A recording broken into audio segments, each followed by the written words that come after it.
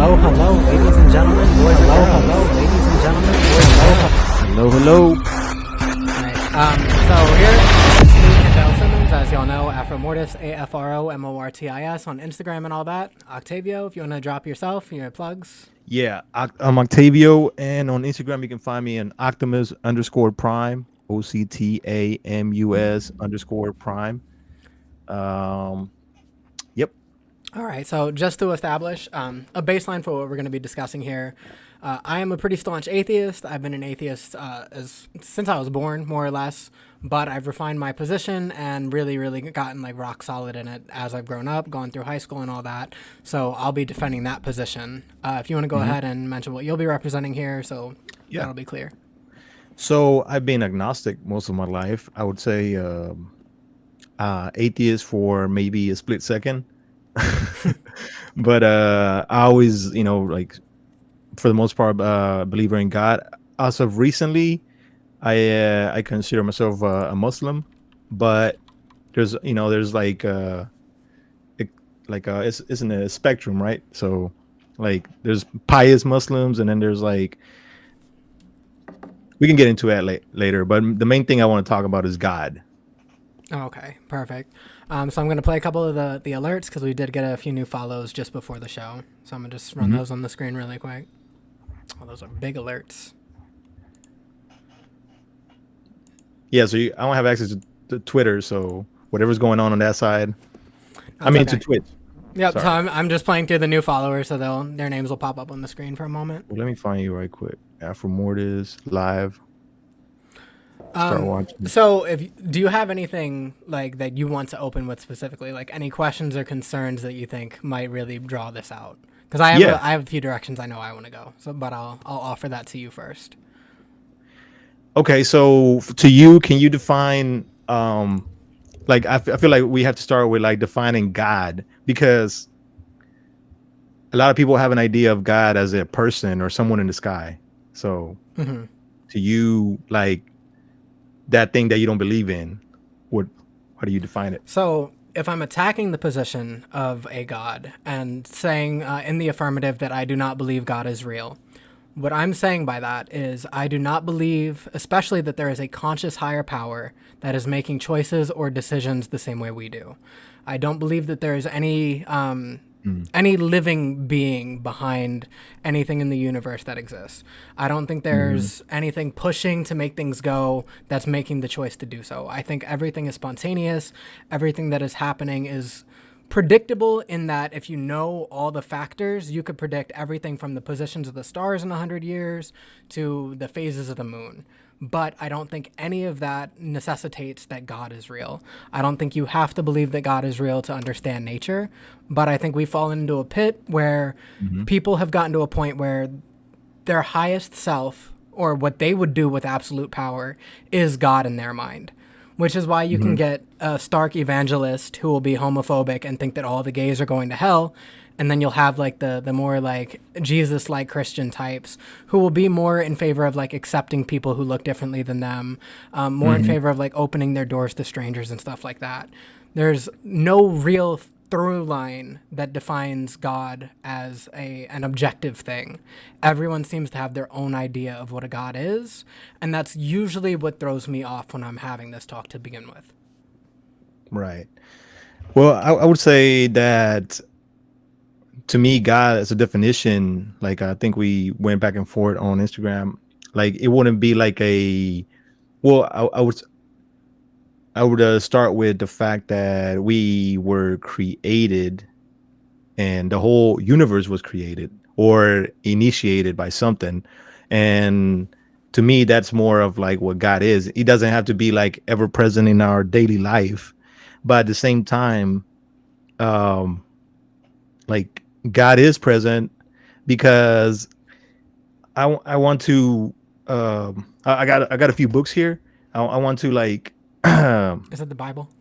No. It's please don't. Entangled Life.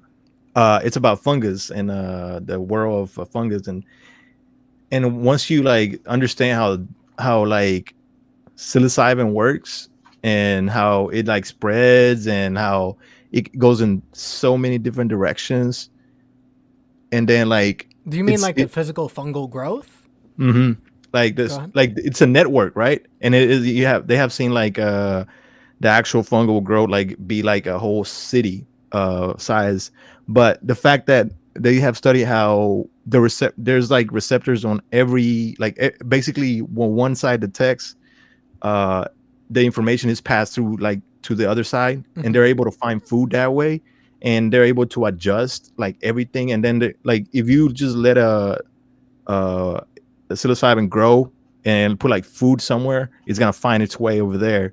So I feel like it's like just understanding how that works makes me understand God a little better. So to me, like when they say like he knows everything, he knows what's gonna happen and all that, I feel like it's more like the internet, like the internet, like you're able to find, or like you're able, like God is able to retrieve information and like at a, so my idea of God would be um one, the creator, and I borrow from like studying all religions, like so to me there's not like a God in heaven, like that concept is out the window. Like Jesus, I would say that he cannot be God, but he can be the closest thing to what God can be in human form. If you believe that he's real or not, I think there's a different story, because he like a pure man, like all these people that say they're prophets, they basically were very um holy, like they basically had revelations, they got to that point. Like you can argue that Buddha was a prophet as well. So it's like they get this idea of the whole reality, and then they try to preach it. So, and to get to that level, like it takes years, it takes like fasting, it takes like so many decisions, like letting go of all desires. So we can't really get to that point. But so there's few people that did, and they gave us like not the knowledge, the wisdom, and some people believe it, some people don't. So the first thing I would have to ask off of that then, earlier you said that you like you don't subscribe to the idea of like the man in the sky. You don't subscribe to that. Do you generally believe that a higher power, or what you define as God, is a conscious being making choices? Do you believe that? A conscious being making choices. I would say if you study the creation of God, which is the universe, then everything that you do has an effect. The things Well, that you everything we do. What I mean is like the way you're thinking, you wake up, okay, am I going to brush my teeth this morning? Do you think God decides, am I going to make it rain across the entire land? Or like what is your general idea of what God is capable of? At least in the now. I understand you seem to lean toward like the Mhm, clockmaker idea where God pushed things into existence and then mhm. took his hands off and said, "All right, that's it." But do You you know, think that it is a conscious being making decisions and choices, or like go ahead and expand on that? no, I would say that everything, like in Islam, they believe that Allah's creation is perfect. So I would say that the creation functions in a way where everything is system, connected, that he doesn't have to make it rain. Like the effects, the things that we do, there's so many factors that are already in play to like make it rain in certain areas. And I would argue that even our words, like I'm a big believer that like all these natural disasters tend to happen in areas where there's like certain like vibes and energy that develop, so like hurricanes in certain areas, So earthquakes that in sounds areas. like what you would believe then, and correct me if I'm I wrong. believe in the butterfly effect. Yeah, this sounds like you would think that a god created a system that has some kind of like karmic center to it, where the god itself doesn't have to make the decision to punish you, but if you're sinning, then natural things will just start to happen that are bad. Does that Mhm. sound But then how do you explain bad things happening to good people in that case? Like, is the Well, system just flawed in that bad people often get off good and then good people often get the short end of the stick? Is that yeah, I would argue that there's the fact that we exist already is the goodness in us being alive is already like good enough, and then from there what we do with our life has so many so many factors already involved. Like you could be living close to an area where people that live there, like they get affected by certain radiation and then cancer, happens to them. Or there's we were born, like I believe like humans fucked up a lot of it. Like we are affected by a lot of human factors, human error.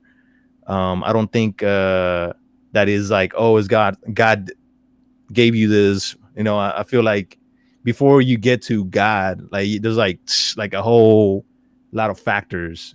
Like people want to say like, why did God create cancer, or why do why do babies die and all this. um well, I mean, so? there's What's an your argument for relationship that. with prayer? Do what? What is your relationship with the idea of like prayer, like invoking the God that you believe in to have some effect or change on your life? Well, it's like prayer. Before I got into like any before any religion, I believe big believer in like your words and everything that you think. Like it's another book that I have here, the Bhagavad Gita. Hmm. Talks about is a short book, but it talks about how um the karmic effect, or like our thoughts, Wait, like so our hold on. desires. Let me clarify that. So, do you think that prayer is successful? Like, it is a successful way to reach God and have a request fulfilled? So prayer prayer is like, it depends on where you're directing and how you're directing it. So then you would And there's believe that people your that God pray is to making God. choices. There's people that pray to God. There's people that pray to statues. There's people that pray to Well, I mean, if you're praying directly to your God, like, do you there's people pray? that pray to Do the you pray devil. There's yourself? people that pray to there's people that do witchcraft. In a way, that's prayer. So, you know what I mean? I would push back Spells. against that a little bit. Do you pray yourself? Yeah. When you pray, do you feel as though the prayer that you put into the universe, that you put into the air around you, do you think that that is being answered consciously by a divine being?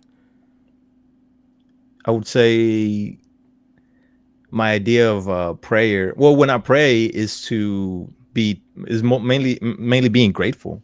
Like it's not really about asking for things. Is being grateful for the things that I do have.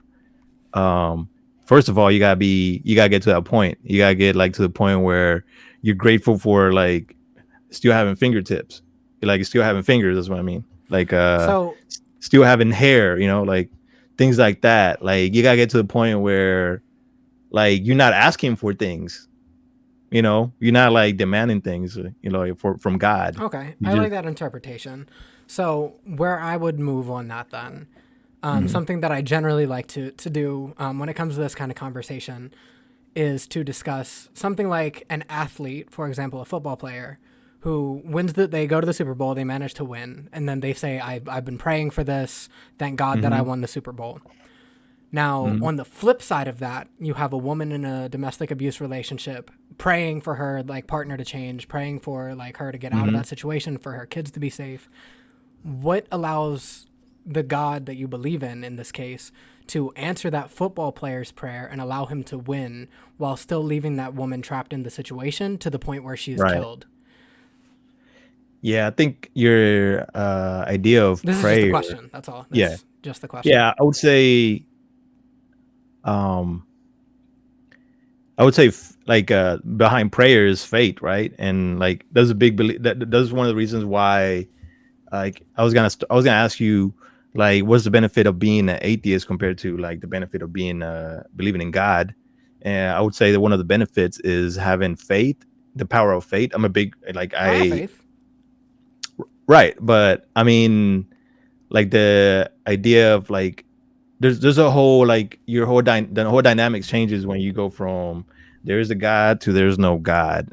When you say there's a God, you pray to God, you worship God. That's part of it. And when you do that, you also like you have faith that everything. So the Serenity Prayer. You ever heard of the Serenity Prayer? Yeah. Give It's me the serenity basically to accept the things I cannot change and the strength to change those that I can. Something like that, mhm, right? is basically like yeah, like what like faith is got to be part of it, and then having like one of the things that I tell people is like putting everything in God's hand.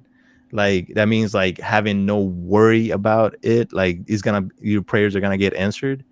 Like a lot of people don't do that. A lot of people, like for example, that woman that's um being her husband is being abusive. Like she probably lives in fear, and she prays, but at the same time she doesn't like she's still overcome by fear. When you have fear, you can't really have faith. It's like the opposite, you know. So it's, So in that case, what this sounds like to me is that you do believe that there is some level of like consciousness to the God where they either will intervene or will not intervene depending on your yeah. level of like faith. Well, But there's already a path that we have, right? There's already a will, like the ultimate will. That's what like so I don't know if you're familiar with like the Muslim religion. They only have loosely. what? Only loosely. Yeah, so like some of the things that are like will blow my that blew my mind as I was learning about it was like the 13 attributes of God for them, and like they have existence. So it was like for like Allah is you can't deny his existence. Oneness, like it can't be, it's independent, it can't be divided. Like eternity, like it's ongoing forever. Everlastingness, not neediness, power, and then will. I was gonna try to get to will is like you have your like is one will that life is following, right? Like one direction that life is following, that like whatever plans you have, whatever plans I have, like they're gonna get squashed by that ultimate plan or the ultimate whatever like is going on. Like we might be planning like to go to a trip to the Poconos tomorrow, but there's a comet that or like a meteor that fucks up the earth. Like that's will, like the ultimate will. Like there's like a flood or something that just or Like a earthquake. God's plan type deal. Yeah, that will, that ultimate will that we can't, like the same thing with like you might be walking down the street and going towards like to visit your friend. Next thing you know, like another person or like a car comes out of nowhere and hits you. That's like you So can't. I think the like general disagreement for this, I think it will come down to like it sounds like you believe in free will, but at the same time you feel Yeah, as though free will gets hit by like a monkey wrench called like there's determinism. there's my will, and then there's the ultimate will by God. That's what, what I mean. Like I have all these plans, and So and you asked earlier what the benefit of atheism is. I'm not gonna say like I'm going to defend like the benefit here, but I feel as though like as an atheist, I can feel that same thing where it's like there is like an ultimate will, but it's not that there is a plan or something that's just bound to happen, but that nature just unfolds in ways that we can predict, and then sometimes it unfolds in ways that are new that we cannot predict. So I can walk outside and, of course, expect to get hit by a bus or a car, and then I never get hit by a bus or a car. right. But to necessitate that God exists, it almost feels like pointless to me because Hmm. I can either experience that and I can be involved in an accident and get hurt or killed, or it will just not happen. To me, it's just a coin flip of existing. Everything feels like that to me. We can predict whether or not it's going to rain. You can kind of predict whether or not a car is about to hit you.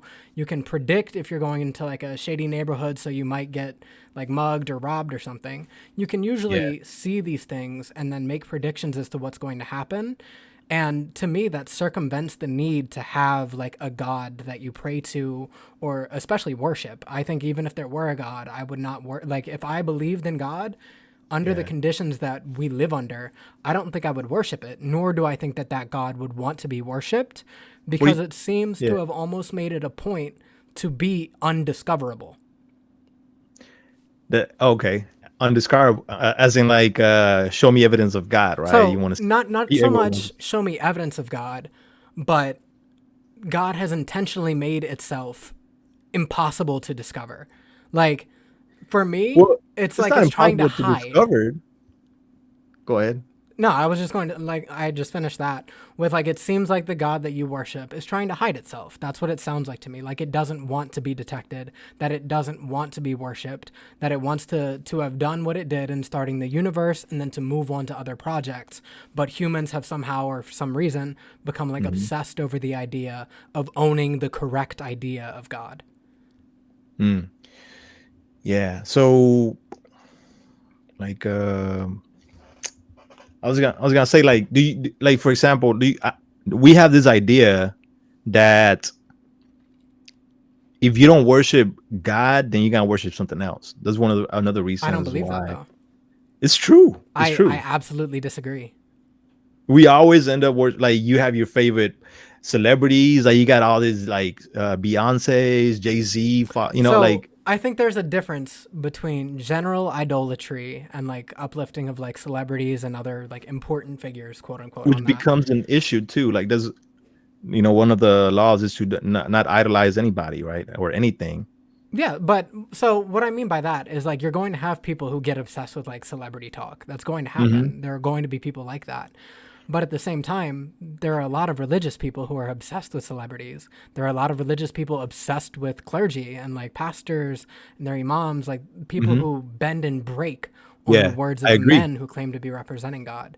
So, how do you cope with the idea of saying that everyone has something that they worship when some people do completely break away from the idea of worshiping a higher power? Like, you can enjoy watching a celebrity, you can love celebrities on TV. I have my favorite Hmm. actors and my favorite movies. That doesn't mean I'm worshiping them, right? Well, like, we have this addictive personality. We have like this cravings. Like, we have this dopamine hit that we always fought, like, that kind of like we become a slave to. Um, like, we're Can. all, Not everyone is a slave to dopamine, but can be, yes. yeah, like we can't help it. Like, some people just don't want to deal with certain things because they know they're gonna get addicted to it. Especially now, like social media. Like, some people rather not drink. So how do you figure that this necessitates the existence of a god? That addiction exists, yeah, I'll grant you that.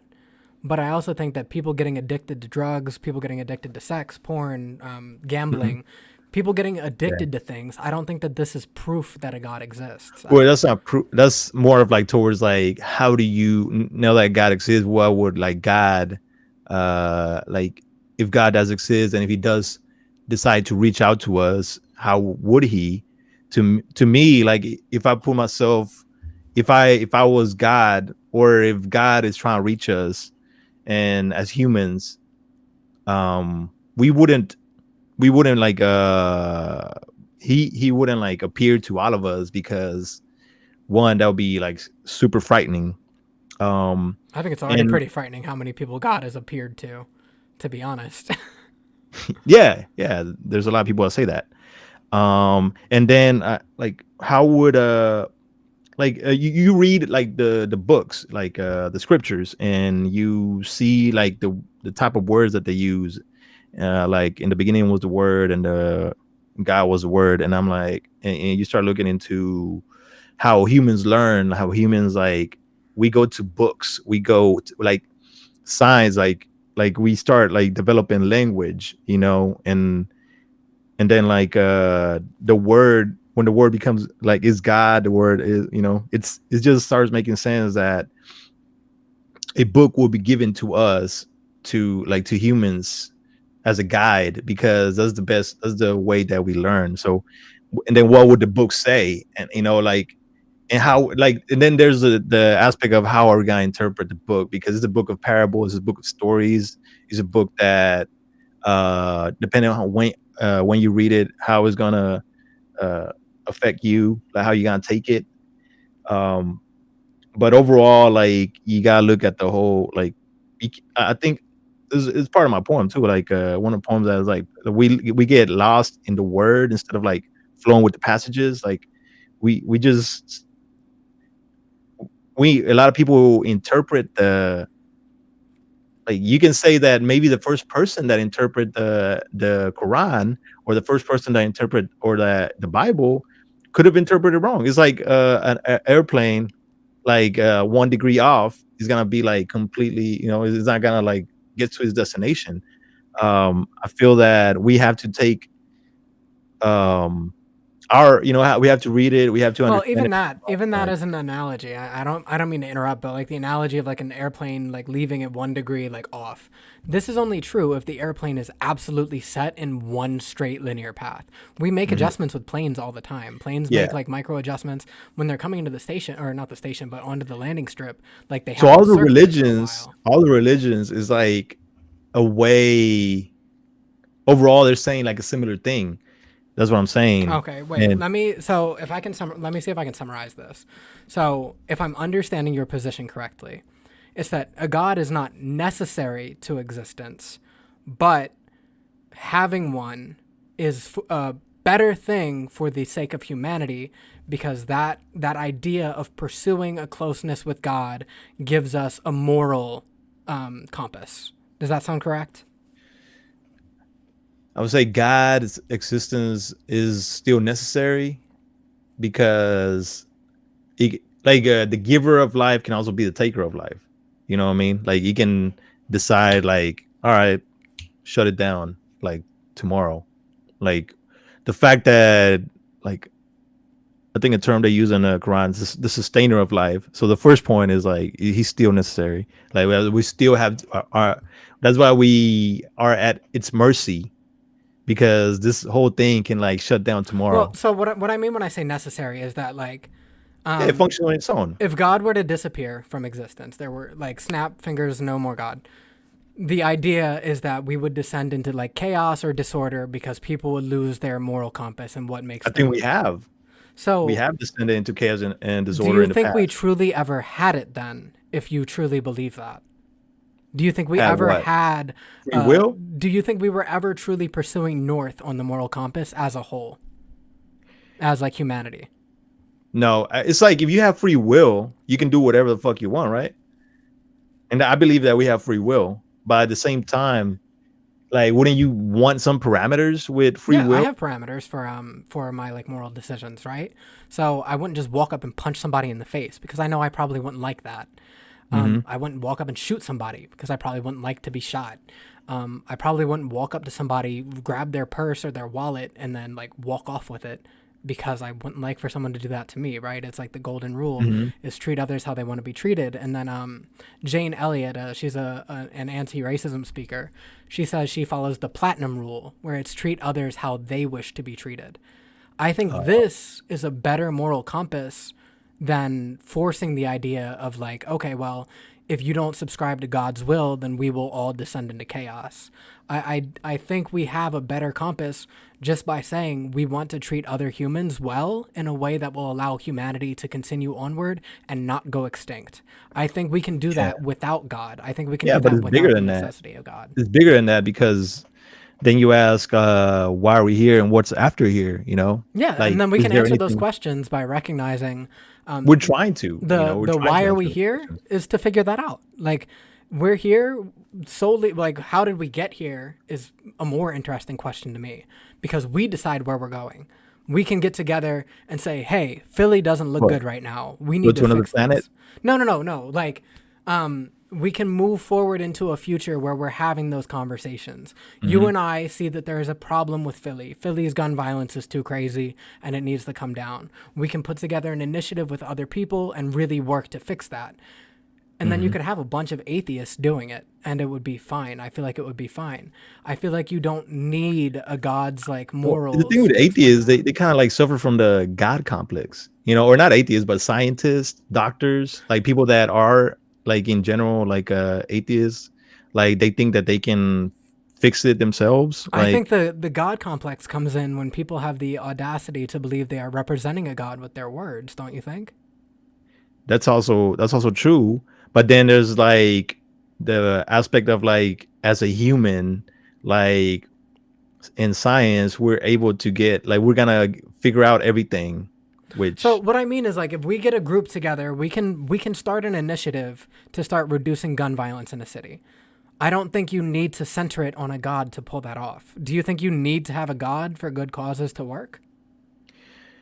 Or well you need like to include it in the messaging rather? well it's not that I would say that there's uh there's a God regardless.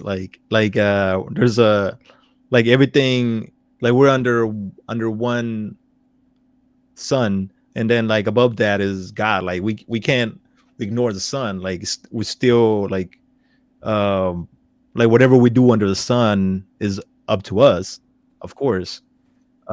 But the stars are still there. Like this still is magnificent So universe. we can Mhm. observe the effects of the sun, and I can tell you why we need the sun.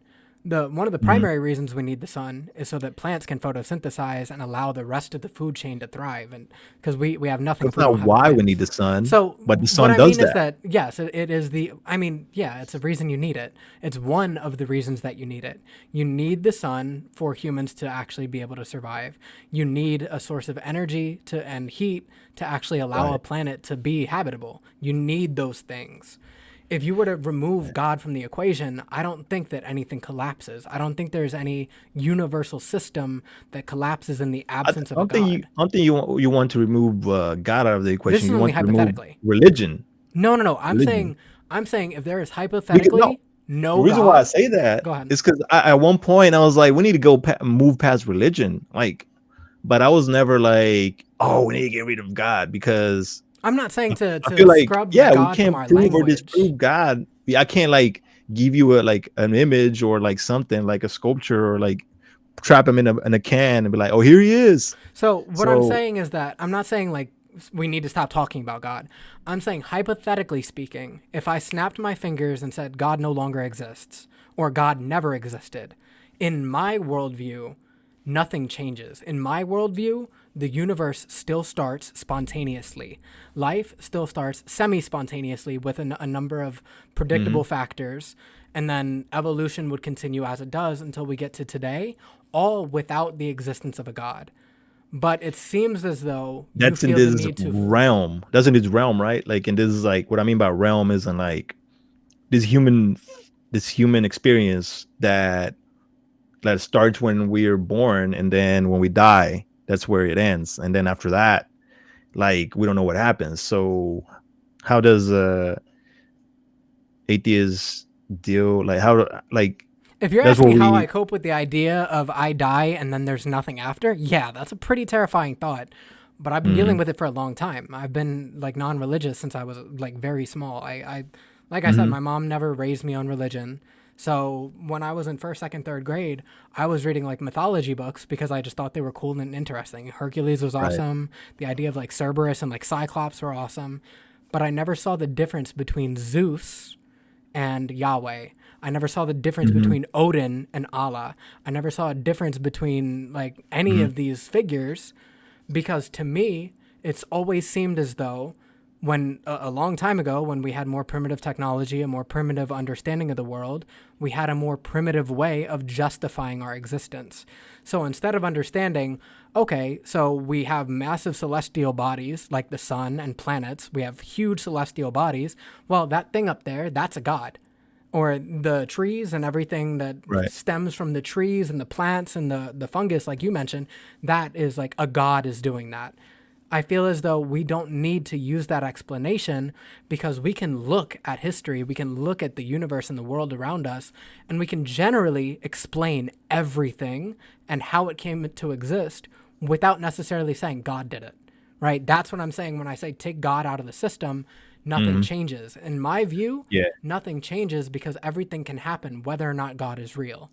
It seems as though, in your view, God has to be real in order for any of this to exist. But I disagree with that because I Hmm. think all of this could have happened in the absence of a God. And if there is a God, he might have started it, but I don't think there is one actively managing anything now. So you're saying there's no like actual reason or purpose for us to exist. It's just like There's no reason for us to assert that a God exists because there's no real need. If we were to say, okay, God no longer exists, the sun would still rise tomorrow, right? The sun would still rise. I'd still maybe wake up. Mhm. Most of us would probably still wake up. If you were to say God does not exist, the oceans wouldn't evaporate. But if you snap the sun out of existence, the oceans would Yeah, probably. that's why a lot of people. Well, I mean, That's go ahead. Go ahead. There's a lot of like I was thinking about it earlier, like why like there's a lot of like through civilizations that worship the sun, and I think that probably started when the first eclipse happened. I don't even think it Because was they the were first like, eclipse. I think it would have been the very moment that people looked up and realized, like, hey, it's warm. It's like temperate out here. It's nice. Because when the sun is down, it's but they dark were and scary and expecting there are that to happen every predators. day. They were Well, expecting that to yeah, happen every day. that's what I'm saying is like because you go outside, you leave your cave or whatever. We're gonna just play that game. You leave your cave, the sun is out in the morning, and you're like, okay, that's awesome. The sun is there. It's warm. It's safer out. There's not as many big spooky predators. I can see. But if you're a caveman and you go out in the night, yeah, it's pretty spooky that it's dark outside. You don't know what's lurking around any corner. There's all kinds of creatures that have evolved specifically to hunt you down and kill you that usually only come out at night. So it makes sense to me that we would come to worship the sun because the sun has demonstrable effects on our existence. You can prove that the sun is involved in photosynthesis. Right. You can prove that the sun is the reason the earth is pretty warm aside from like the geothermal heat. You can Hmm. prove that the sun has all these impacts, but to me, anything that you would say, well, God is doing this, I could almost 100% of the time say, well, even if God's not real, I can still explain why this is happening, though. I mean, what's the alternative to us being here, not being here, right? Yeah. I mean, that's the thing. And that's what we look at. Like, since the beginning, we can only trace it back to the Big Bang, right?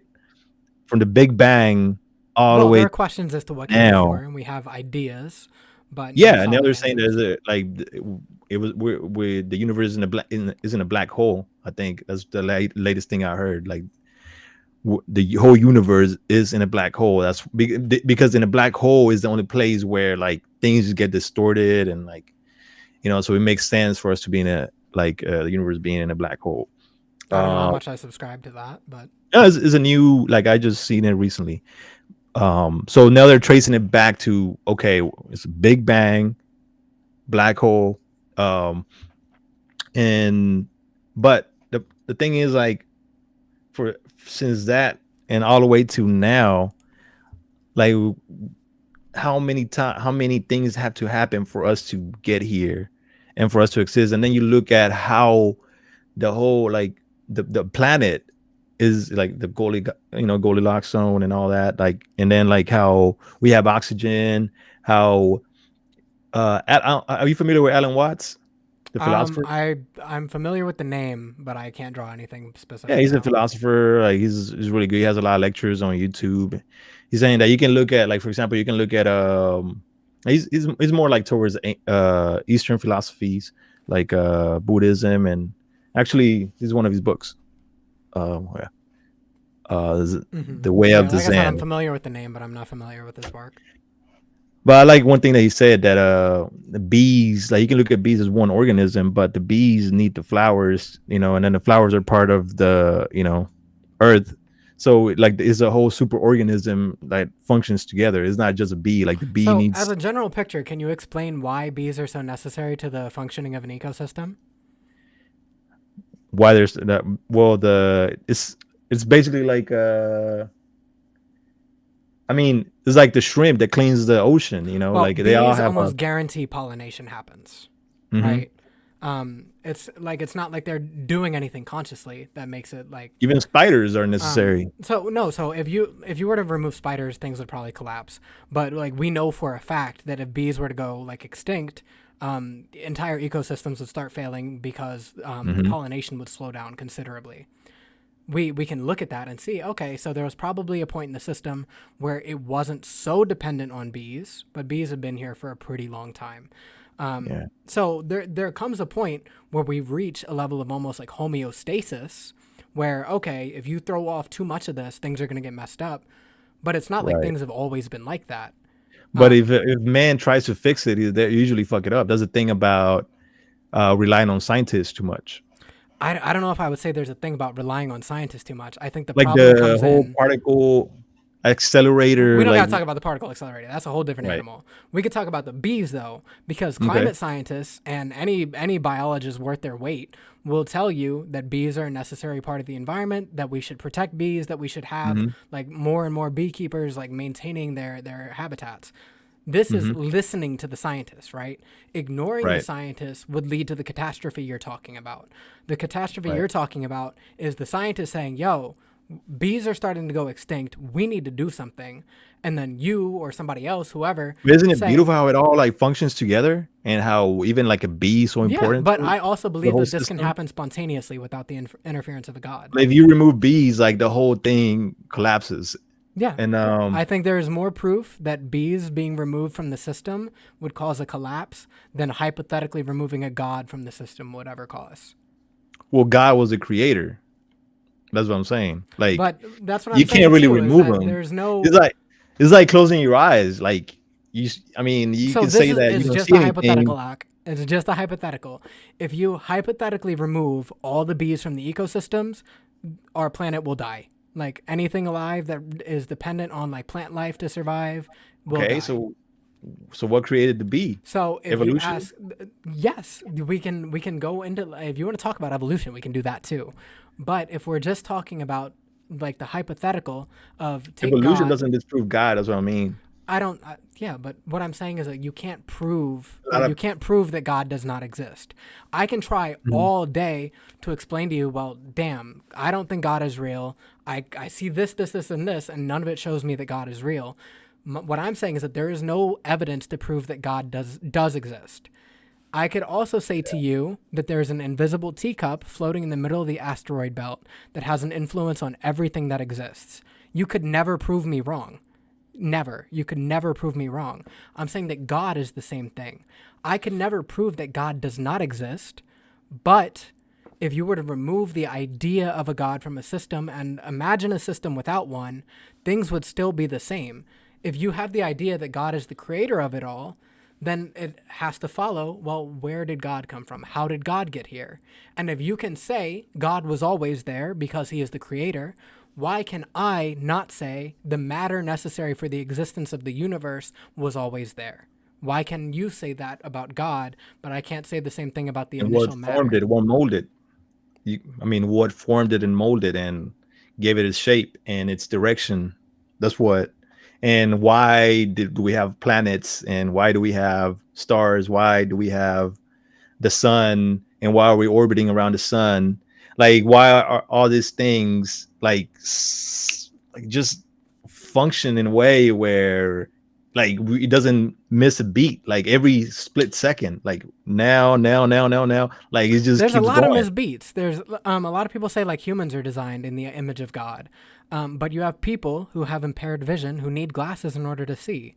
If you think the planets are like formed perfectly, well, I mean, there's only one planet that we know of in the entire universe that's capable of sustaining life. One out of literally trillions of planets in the entire universe. So how do you cope with the idea of, well, we're just God's chosen people? Like, is that effectively what it is? Like, God only chose to put life here. God only made life viable here. No, I could say that we can't really, as humans, we have so many limitations. Like we can't find life, and if we do have life, like it goes back to like what is that person that said that if there is aliens, they probably so advanced that they don't even want to mess with us in a way. Or if So, there's I like mean, life on another planet, even for that, have you ever? This is like tangential. Have you ever heard of the Fermi paradox? yeah, the Fermi. That's what I'm Yeah, saying. so the Fermi Fermi paradox. paradox is the idea that even if we, like, so humans exist in this timeline. This is the beginning of humanity. This is the end when all humans are dead. This is a finite period of time. We're not going to be here forever. The idea of the Fermi paradox is that if aliens do exist, then they probably exist sometime outside of when we do. So we would never experience them because we'll either be long extinct before they come into existence or they're long extinct before we come into existence. That's what that general idea is. But Right. if you believe in the idea of aliens, then why would there not be, or that God made everything perfectly? Why would every planet not have like Well, simmering perfect. I life wouldn't on say it? I wouldn't say it made it perfect. Like, it made the system function. Like, what I mean by uh, I wouldn't say perfect. I would say that in order for us to be here, like so many things had to happen, and like we just you can say that, oh, it was just dumb luck, right? That's what I don't know what you say. Not Like, what necessarily dumb luck, it's like winning the but lottery 1,000 times, right? Like in a it's row, there's so the a idea million of times. there's I think it was like Gary Vee who posted it. He's not like a scientist or anything, but he celebrates that the rarity of life too. He says that if you were to cover the entire Earth in an ocean of water and then put one sea turtle in it, the odds of you being born as you are the odds of you flying around and finding that turtle in a planet full of ocean. So Hmm. yes, it's a very unlikely chance for Yeah. us to exist. It's a very unlikely chance for And all if of this to one of those exist. things didn't happen, we wouldn't be here. Like, for example, all the people that existed prior to us, if one of them didn't even decide to have sex, we wouldn't be here. Yeah, but I don't think this is proof of a god. I think this is proof of a cruel, spontaneous universe that has a lot of factors contributing to things. I wouldn't say that. Like, well, you can say that there's like well, you don't want to personify God. You don't want to put, like, you don't want to say that there's something behind it that we can, like, that we can thank, or that we can be grateful to, that maybe we can, like, talk to or reach out to, because I mean, it's like we send messages to aliens, right? I mean, we know, like, we try and, like, find something out there, and we believe that at the end of that is a God. You believe that there's nothing at the end of that, you I know? it's not that I believe there's nothing at the end of that. I don't think it's a Does god. it have like a sentient, or is that like something that responds, or like is has any awareness No, I or wouldn't believe it's a sentient being. No, intelligence? Well, I mean, there's intelligence, right? I mean, I there's wouldn't believe like, that either. where there's intelligence in the every creation, So and there, there's I wouldn't say there's intelligence in every creation. I would say that there are a number of contributing factors that are naturally occurring. Gravity is something that occurs naturally. We know planets form because gravity in space bringing together large clusters of matter over a long enough period of time will eventually create planets, and if you have the right materials, you'll be creating stars. We know this happens. We observe this happening on a pretty regular basis. But I don't think to say, well, damn, how is all that happening? God did it. I don't think it's the way to approach life if you're trying to be intellectually honest. yeah, I would say that.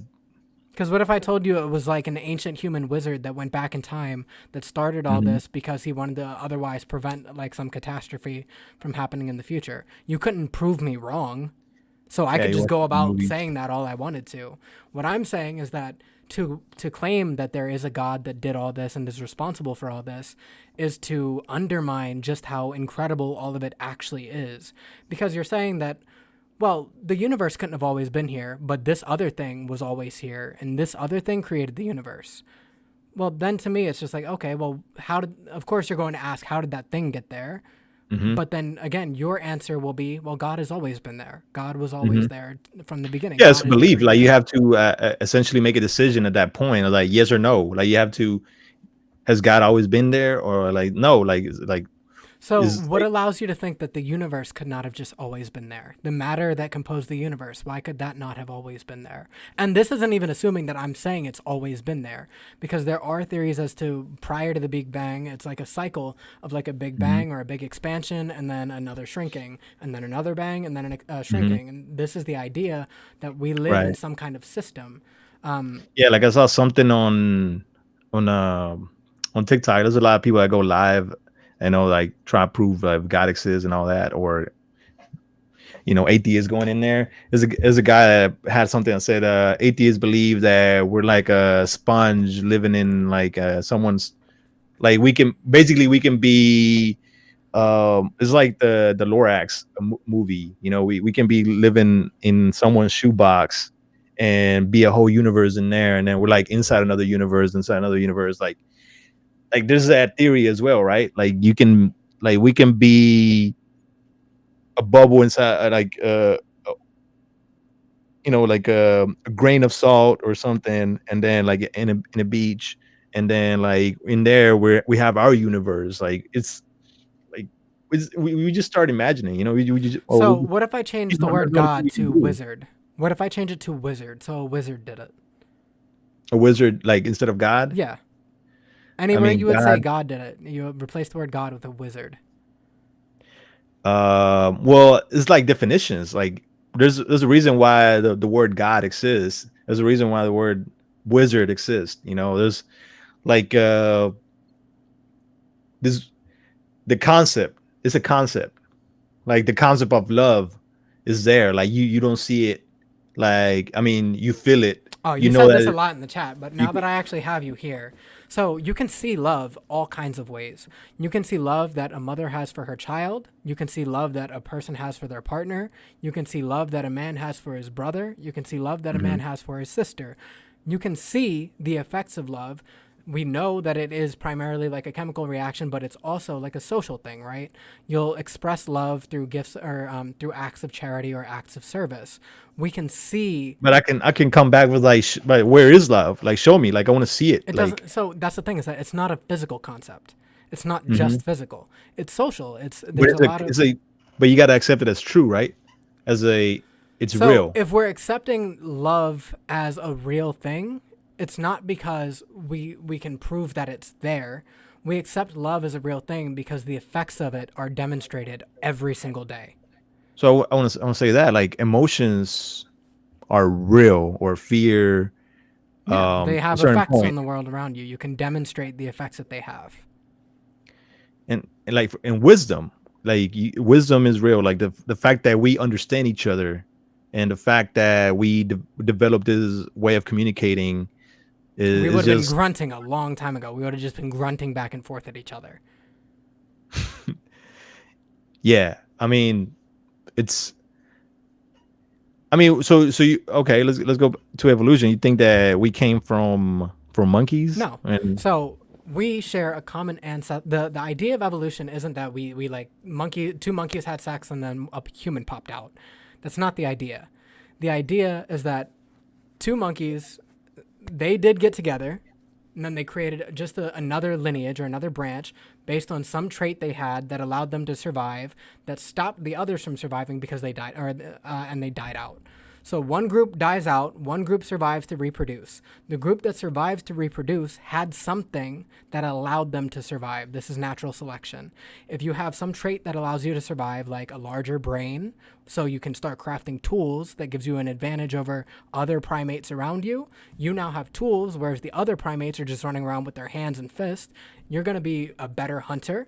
And then eventually you get to the point where we develop agriculture, which is something that we had over other forms of like any other form of creature. No other animal can perform agriculture and farming and maintaining their own food supply the way we do. Anything else will eventually either die out if they don't learn to adapt to that kind of system, or they'll just become prey in that system that we have learned to dominate. You don't need you don't need a god to explain evolution, because it's not to say we suddenly came from monkeys. It's just that we shared a common ancestor with what we call today monkeys. We share a common ancestor, and their lineage diverged in a way that's different than ours. We became yeah, Homo sapiens. They became whatever other like branch of humanity or other branch of great ape. I mean, there's a theory of the Anunnakis as well. You heard about that? Not particularly. I mean, yeah, that they basically sped up evolution. Like they came from another planet. They seen like the life in on Earth, and then they intermingle with like the species. I think it was a chimpanzee, and then they develop humans. I mean, if you need proof of evolution, you can look at dogs. Dogs all descended from Evolution wolves. is evolution is real in a way. Like it's you can't deny that. Um, yeah, like some animals go instinct, but at the same time, like you don't really see. Yeah. Like there's different dogs look different, but it's still a dog. I No, mean, so that's what evolution is. Everything is very, very, very similar. We share, I think it's over 50% of our DNA with bananas. Like, how much of our DNA do we share with other creatures that have a heart? If you have a heart, you probably share DNA with anything that has a heart. If you have lungs, you share DNA with anything that has lungs. So this takes you to the idea that we all evolved from some single-celled organism that managed to begin dividing itself. yeah. And then there's a theory that there's divine intervention. Well, if you even if you remove divine intervention, you don't need divine intervention to explain any of this. If you look at dogs, they are all dogs, yes, but how do you get a pug from a wolf? That Dogs were intervened by humans. Like yeah. And do you think that nature doesn't have a stronger method of inspiring change in things than we could ever create? And this is it just just us breeding them. This isn't any biological imperative imposed by nature. This is humans saying, hey, that wolf over there, that thing is like kind of cool. It's probably a good hunter. It'll probably be really, really good to help us like maintain safety in our camps at night. It'll probably help us keep other predators away. Like there's a lot of different things where it's like, okay, dogs will be or wolves will be the thing that we try to domesticate. Over right. time, as wolves become more docile, they become more friendly, they become more capable of integrating with humans, we start breeding them more and more and more and more until you start getting things like pugs. Pugs are like generally pretty bad because I'm pretty sure they have like a proclivity to have like all kinds of respiratory issues because of Mhm. how their like faces are shaped. This is like almost a malformity that's come about because of human inspired evolution. Yeah. So, like, what about like stuff that's what kind of theories you believe? Like, for example, things that are like can't be explained like through observation or through science. Like, Like what? I don't think there's anything like that if there are things like that, I mhm, only add a yet to the end. I don't mhm. presume to believe a god did it.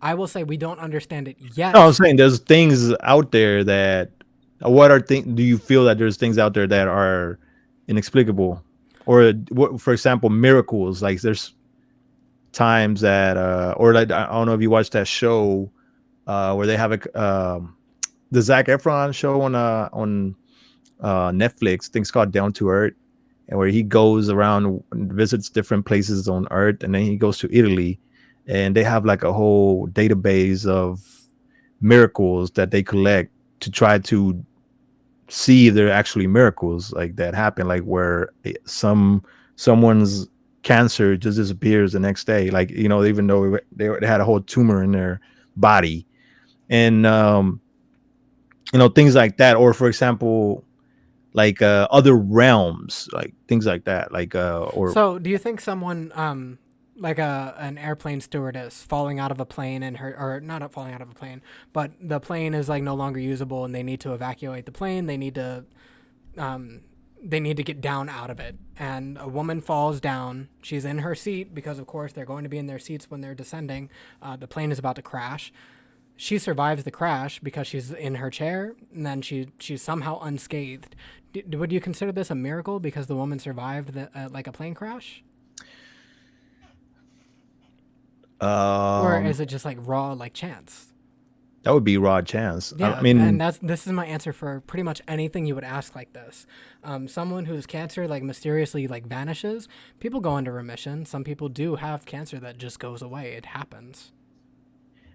that's where the power of faith comes in to I me. don't think it's faith necessarily because this happens to non-religious people too. Yeah. No, like one of the things that about the story of Jesus is that he was able to do miracles, right? Or he was able to do things that were superhuman. And then they ask him how was he able to do those things. And I wanted, like, I do have the Bible, so there's one thing that he Damn it. did. And I started reading the Bible, like, because I was like, let me see what the Bible is about, because a lot of people talk about the Bible and they don't even open it or go, like I told you, like a behavioral psychologist, like a neuroscientist, like clinical psychologists, like they can look at the Bible and in that aspect, like try to see like how they understand the human condition, you know. And but there's like a part where it says like they ask him about like he made a fig tree like wither and die, and how did you do that? He said, if ye have faith and doubt not, ye shall not only do this which is done to the fig tree, but also if ye shall say unto this mountain, yea, thou remove, be thou cast into the sea, shall be done. So, like, and I do believe that as you can develop those powers, like you're able to develop, like, but you really have to put a lot of effort into it. At Like, this point, there's I don't even know what you're examples, smoking, bro. Nobody there's is making a examples, mountain vanish, and if they bro. do, it's probably with dynamite. There's no. Okay, this ain't he's giving like an extreme example. There's examples like monks like they actually dedicate their life to just meditating, where they have certain abilities that are like above average, like way above average. Like they're able to like they can like withstand cold, like they're like surrounded by snow and then the snow starts melting around them. Like they develop like some strength, you know, superhuman Yeah, abilities. have you ever heard of Iceman Hoff? Yeah. Dude literally runs marathons in the Arctic. Hmm. He trained Yeah. himself to do it. It's not a miracle. It's not something that God necessarily did. It's a testament to how crazy human evolution is, what our bodies can handle. It's but there's like monks can do that too, and like is you dedicate like you have to do certain things, that you have to like not eat certain foods, that you have to not like your breathing technique, like there's ways to get there, of Yeah, I course. don't think any of this requires a God to exist. Oh, okay, well, going back to God, like there's I'm just saying that there's things that are science there's not are never going to be able to explain. Like we're only scratching the surface.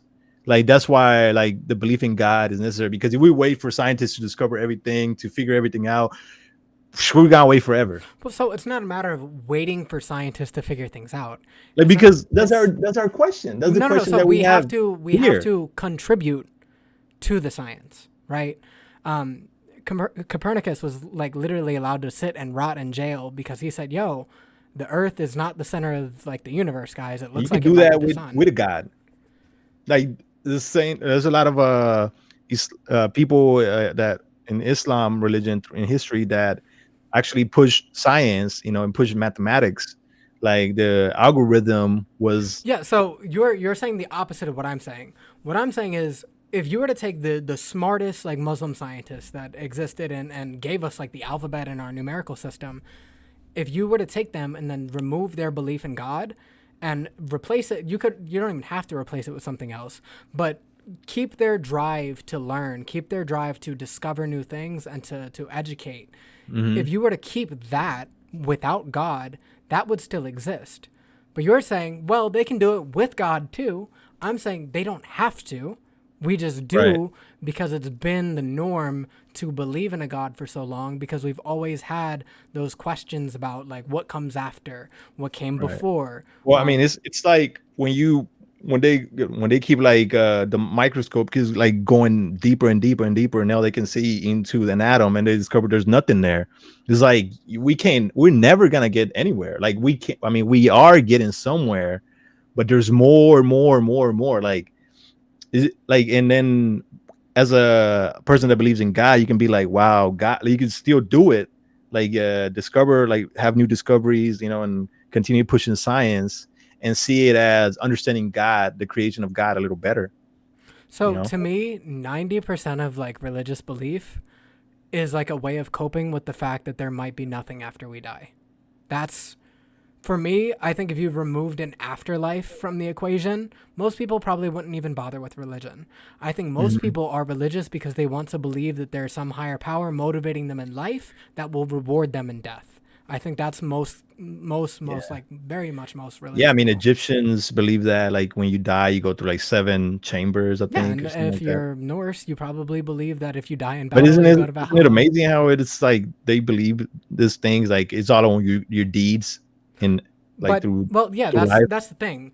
if you have like very, Like you, very early humans, and you're trying to figure out a way, all right, so how do I get people to get along, not fight each other, and really like work together to get stuff done?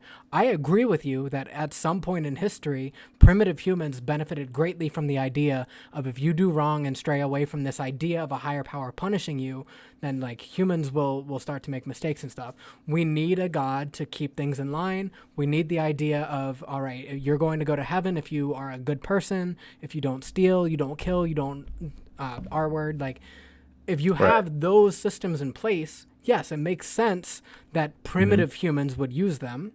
But what I'm saying now is that with our understanding of the world, with our ability to use the scientific method to observe things around us, with our ability to have conversations and grapple with the more difficult aspects of life, I don't think that a God is still necessary to explain any of it.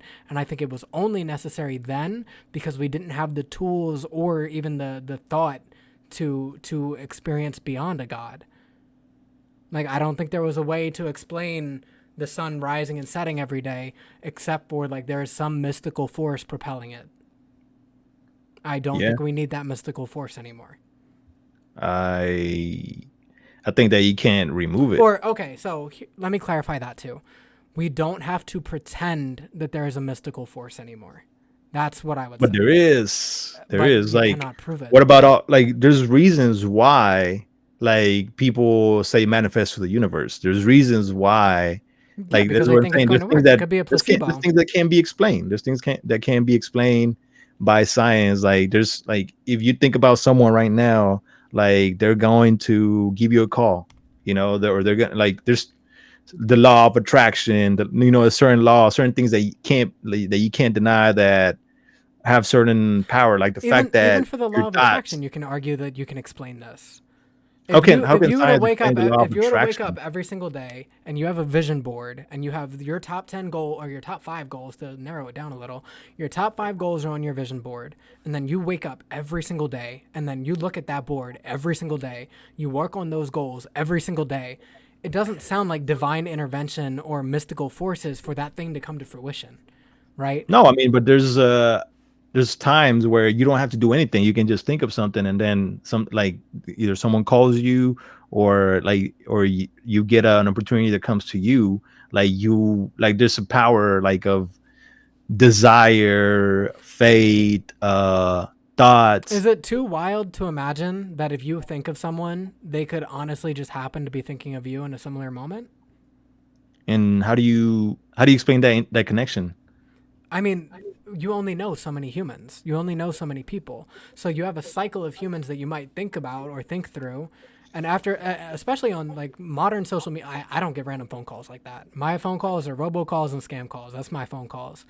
Usually, if I'm getting a phone call on something like Messenger or Instagram, it's somebody who sees I'm online and decides to call me. Or I see Mhm. someone is online and decide to call them. The odds are in favor if they were checking their social media, I'm checking my social media, we happen to see each other's green bubbles, we both share a thought about each other within So like you an believe hour. everything is a coincidence? So it's not that I believe it's a coincidence. I think it's much more likely that it is coincidental than it is for a God to have pushed these things together.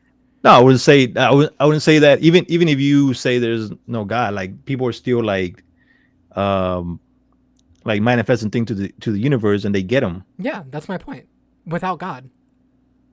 But there is the beyond the universe. There's something else. That's I what I'm saying. but I don't. And There's. there's a force in the universe that are like speaking to us or communicating with us. I don't think there's any way to demonstrate that though. You could never. Exactly. You could never. You could never replicate that result. You could never prove that to be Exactly. true. That's what I'm saying. So why How put so can much water you, into the belief? like, are we just going to wait till it can be explained? No. I'm So just we're going to keep asking further questions. If you were to say like, okay, evolution's not real because God put us all here, um, then your questioning of evolution stops. Your ability to understand like Darwinism and his like first visits to the Galapagos Islands, you don't have those conversations or those thoughts anymore because you just say God did it. We can't figure anything else out. It was God. Like I hate to use the God of the gaps argument, but it sounds like that's where you are. Where if you don't got of gap. understand something, you will throw God in I there don't to think I don't explain think it. that I think that's not a good argument because like I said, like it's just highlight, like we're just like discovering or understanding the creation of the creator, or what created this is basically that's what we're trying to understand. Is it You're such just a saying there's large no leap to creator. believe that everything that we have You don't has even have just to call it existed? God, call it a creator. I mean, that's the thing though. Creationism is what I'm kind of against here. I don't Hmm. believe in creationism because even a creator would logically have to have come from somewhere or spawned at some point. Right. And the fact that, let's go back to the miracle of only being life in this planet, and then everywhere else in this solar system there's nothing. Like, how lucky are we, right? And then that humans develop here. It's just like, how do you explain? I was gonna ask you, like, how do you explain, for example, um, atoms, like, or like how electrons and neutrons and how they all function. Like, we understand how they function, but the fact that they function that way, that like the atomic force behind it, like, and then beyond that, like the macro of, like, it's all these things that just are put together in a way that create this life, this reality So, I mean, that's the thing about it is that that can never be explained by science. yet. The That's only the thing thing science is yet. does, the only thing science does is create more fields, like the field of astrophysics, and like keeps dividing into more fields, but we don't put the whole thing together. I mean, The whole thing together is God. you can't serve to put everything together because everything does operate on its own and then also No, has everything hold on operates also together. has influences on other parts of the system. With astrophysics, like you can look at space and recognize, holy crap, there's a lot of planets out there. And then you can look at entire portions of space that have just been consumed by black holes, where there's like almost nothing surrounding them for light years upon light years upon light years. None of this is to say like, oh well, God is responsible for that. There are a lot of things that we cannot explain yet. That's the important part. The yet. If you take away the yet and you say, well, we can't explain that. God did it. You don't have a yet. So you've given in to the idea that you will just be ignorant and assigning God to anything you can't explain. And that to me is a thought terminating cycle that destroys your ability to grapple with anything else. What if we didn't have the conversation about Darwin going off to the Galapagos Islands and observing that turtles and birds all over the environment had adapted differently than any other turtles or birds that he had ever seen, or any of the lizards there? When he noticed, like, hey, all this stuff seems to have acclimated around it to all of its different niches, whatever it needs to fulfill to survive. If he didn't want to go and observe this, or if he just said, well shit, God did it, we wouldn't have any theory of evolution. He wouldn't have written the book Species, that or on the origin of species, that explains his thoughts on the matter. I mean, we all have those moments. He had an aha moment. He had a revelation. He didn't even go to for that. He was just like making observations. Yeah, That's that's what what science is. It makes That's how you get prophets. observations That's and how you get then prophets as well. They have revelations. Like, we all, like, I don't know if you ever taken any edibles, or you taken any I love you know, drugs. mushrooms I or anything love like that. drugs. Yeah, absolutely. Really? Yes, I've done psilocybin. Have you had any psychedelic experiences? Yeah. And that's where I get into the, like, people, like, some people believe in God after that, like after having a Yeah, psychedelic experience, I've had a couple mushroom trips. Still not religious. Still don't believe in a god. like the images that I you mean see. full blown trip. I don't mean like, oh well, damn, that's a no. Like Yeah. I have I haven't actually had I like haven't a really full taken trip. that much. I done like edibles where I like consumed like way too much, where I did having a whole experience, and I had something where I was seeing the beginning and the end of the world, of everything, and it was crazy. Like, and the thing I kept saying was like, everything's connected, everything's connected. Yeah, Um, I actually had a very when I it's pretty crazy. When I did have one of my very first mushroom trips, I actually did have a very similar everything is connected type deal going on.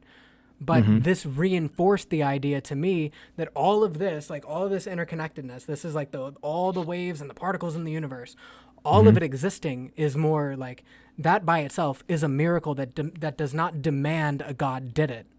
All of it Right. I existing mean, could just be a spontaneous type of thing, and that's generally speaking how it seems to be. It seems to be that even us existing is a freak of nature.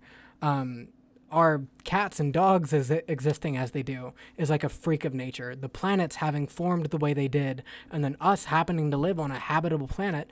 Well, if we were going to live on any planet, of course it was going to be a habitable one. We weren't going to spawn on a planet that couldn't foster life, Yeah. right? We take for granted the fact that like we start like basically criticizing like, oh, we could have done like a better planet or a better universe, or we could have done a better human. Like when the fact that a human is here, like we'll like we start projecting from the fact So that now we're arguing for a future instead of just staying in the past. Like you're saying that there are things that scientists and atheists will do today that aren't grateful for the existence that we currently have, but all we're really saying is that you don't need a god to explain any of it, and then the things that you are trying to explain with God are things we just don't fully understand yet, and you're you think that stopping that understanding. humans are gonna continue evolving Yeah, of course. into Into larger humans. We might evolve into larger smarter humans. humans. We might evolve into We humans used that, to, go ahead. according to the Bible, we used to live 200, 800 years. Yeah, and according to like any scientific record, no human has ever lived that long. Well, now we're trying to live forever. Like I know there's like Yes, doctors if out. you can. So there's a difference between saying humans used to live for hundreds of years and we are trying to improve medical technology to a point where humans can live hundreds of years. There's a very stark difference between the two. Yeah, I mean the only yeah, like everything you can try to explain everything like through science, No, it's not but there's explaining everything, it's no questioning everything. yeah, you can question everything. Like that's how I got to where I'm at. Like I always being a person that questions everything, but it came a point where I started like realizing that that's gonna keep me restless. We're never gonna get answers. Like some things that we'll never know, and there's and you gotta start being okay with that. And I don't know if that's the God of the gap. Is more of like how do I explain like certain aspects like in moments in my life Wait, where I what do you feel think the that God there of the was like gaps argument divine is? intervention. Hmm? What do you think the God of the gaps argument is? Is saying that the fact that I mean how Greek mythology was, they try to explain everything through we got they invented gods, but now we don't need those guys, like because the we understand how the ocean, and then I guess like we don't believe in titans Yeah, anymore. so what makes you think that at some point we won't move past like the ignorance of the beginning of the universe? Like we don't know how the universe necessarily started. We don't know necessarily what was pre like Big Bang and pre initial cluster of matter. But what's Because to we're say that eventually we're not going to look back on this conversation the way that we're looking now on the Greeks trying to use Poseidon to explain like floods and tides? right, but we're still like scratching the surface. What I mean, we'll never like even like what's his name, I think that's okay. Elon Musk trying to go to Mars, like instead of like saving this planet, like is like thinking grandiose, like it's just um the God complex, or like the fact that we believe that as humans, like we take center stage, and like uh we're like So basically there's a reason humans seem to take center stage on everything. It's because we're the only living creatures that know what the fuck's going on, right? We're the only creatures that wake up and think, right, all right, I need to go outside and like get food today or I'm right. going to starve to death. Animals don't think, oh man, if I don't eat today, I'm going to starve to death. They just think, I need to fucking eat, dude. I'm hungry. I need to eat. They We're don't special think like, creatures. what? Special creatures. That's what we believe we're made. God made us for a reason. So, and then if you run the science route with this instead, it's simply that we just evolved a stronger, more powerful, more intelligent brain than our like animal cousins did. That's it. I don't think so. I think if you What follow do you think evolution, separates humans from beasts as far as the natural world goes? What do you think makes us different? I mean, we're able to, yeah, to reason and Yeah. to Where does remember, reason and happen? where Yeah. in our mind. Yes, but where is your mind like theoretically or hypothetically located? The functions are of your mind primarily come from the brain. supposedly. We don't know where the mind Absolutely. is. If you We don't know where the remove mind is. if you well, We relate the mind to with the brain, but we know what parts of the human body are capable are the capable parts that allow us to think though, right? And it's and the then we also brain. have the heart. Yeah, but the heart pumps blood through your body and allows you to get oxygen to your muscles. Right, but there's also like there's neurons in the heart now, so that they discover. That's why we feel certain things in the heart. I What do you think mean, we it's feel just. in the heart aside from like actually like nerves? I mean, the power. That's where the power of faith comes in, bro. So, okay, so Like do you, does you, like, you have to with your mind, with your cats heart. and dogs have hearts? Hmm. Do you think that their heart is like a critical part of their reasoning every day?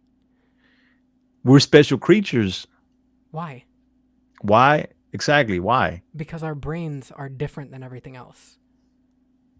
our brains, and then supposedly that evolved through time, through like from chimpanzees. Yeah, we see orangutans like using tools the way we originally did before we evolved and developed like more powerful tools, stronger tools, modernized tools. Eventually, And in 2, 3, 4, 5 like thousand generations, we could see orangutan like descendants that rival humans as far as or rival primitive humans as far as organizing together, working together on things, creating small micro societies, and then over time expanding and subjugating others or collaborating with others. You can right, recreate the human experience through evolution. yes, I mean, we're trying. It's like I mean, it's similar to naturally, the I don't god, mean us similar to the god trying. of the gaps. It's like the evolution gap, or like No, so you can literally go on like Nat Geo and find apes that are using tools. One of the right. earliest things that allowed humans to get an advantage over I other mean, creatures was I mean, tools. look at crows. Crows are very smart creatures too. Yeah, highly intelligent dolphins. They have larger brains than we do. We don't know what the fuck dolphins are capable of as far as like thinking goes. We don't really know. But we see them do things for pleasure intentionally. We see them like torture their prey. We see dolphins do pretty human shit. Hmm. Yeah, it's just divine. There's got something divine about It us. doesn't. The only I thing mean, whatever you think, there's like you can call it like there's always something mystical or magical about life. I think the most mystical and magical thing about humans is that over a long enough span of time, we took very primitive grunting, growling, and shouts and managed to refine it down into written and verbal languages that allow us to communicate our thoughts in a way that feels like mind reading. If you are being honest and another person is being honest, you are reading each other's minds in a way that no animal is like really capable of. Right. And that's just a natural thing that's happened because we developed the ability to speak. Develop to reason, to Well, like reason start asking reason questions. arguably came before speech. Yeah, and then like start asking like, why are we here? You know, like why the fuck would a evolution lead to this? Because it made us the apex predator. We have no natural predators anymore. Yeah, we're basically like, yeah, we're not like the bees where if they remove us, we can the earth Well, no, if still. you remove humans, a lot of crazy It's like shit's gonna everything is happen to here the for us planet. in a way. It's not. If you were to remove humans from the equation, our cities would be green again within like a few thousand years. I mean, Or we're not like even the thousands. I'm pretty sure like it look would at just be fruits. hundreds. Fruits develop like for us in a way, you How do you know. think it's for us? They would be here if we weren't. Not all fruits. Like fruits, like life. Plants have a sort of life in itself, you know. So Like, something like bananas were like engineered by people to be what we call like current bananas. Wheat and like corn have been mhm, greatly like yeah. shaped into what they are because of human agriculture. But if we were to be snapped off the face of the planet, plant life and animal life would still exist and it would just retake everything that we've built. So there's no point where God decided to create man and there's like earth. So like after everything, after say the sixth I day, think to say everything was that, created. I think to say that is to assign a level of like special to humans that we don't deserve. I think we have managed to fight and claw our way to the top of the fucking ecosystem through developing tools that allowed us to hunt creatures that otherwise we would never be able to hunt. We developed the skill of coordinating that's similar to wolves, where they can hunt together to bring down much larger prey than themselves. And then eventually we developed language to allow us to really speak on those experiences and then warn our children and our children's children about the things in the dark that are kind of spooky.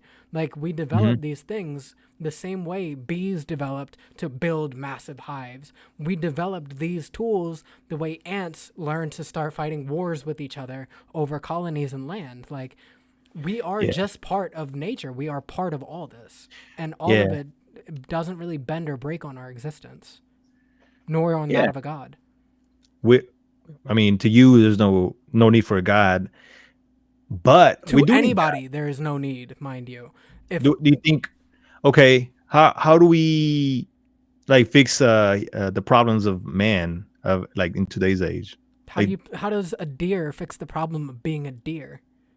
they don't. Like that's what I'm saying. Like we're the only creature that needs instructions. Like We don't need like instructions either. in a way, animals don't really need instructions. Isn't their instinct? So And it's not that humans need instructions. We've we developed the do. ability to create our own instructions. We've developed the ability to plan. We developed the ability to think of the future. Hmm. That's that's what makes us human. The ability to see what might come and then react and adjust to it accordingly. And to communicate that to those who haven't experienced it. Yeah, like you say, like you're.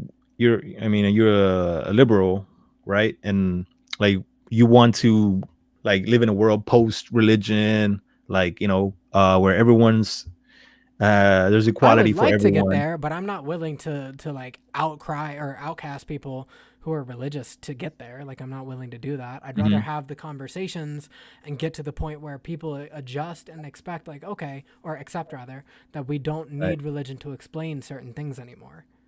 All right. Yeah. So, what's your thoughts on the simulation theory, I or that? mean, these are it's a theory. Like I guess yeah, it's a theory. Do you feel like we're easily programmed, like that? Basically, and they say that, right? That we're easily programmed. That we're just like the TV that like what we watch on TV kind of like is programming us Yeah, I or mean, like you said this influencing yourself. us. We are like we can become slaves to dopamine, right? Humans Hmm. can be slaves to dopamine. This isn't anything like that's a testament to divinity. This is more of a testament to No. like psychology and human marketing. You can throw like McDonald's and all the sugary fat foods in the world at somebody and they're probably going to be like, "Oh my god, that's like really delicious. It's really good." We can explain why we even feel that way because as primitive humans, getting high sugar, high fat foods on a regular basis was not easy. But now you can walk 12 minutes around the like or 2 minutes around the corner to your latest or your nearest corner store and stock up on Twinkies, maybe not Twinkies anymore, but all kinds Hmm. of sugary sweets and fat foods that will be that like that brain pleasant thing. Yeah, yeah, yeah.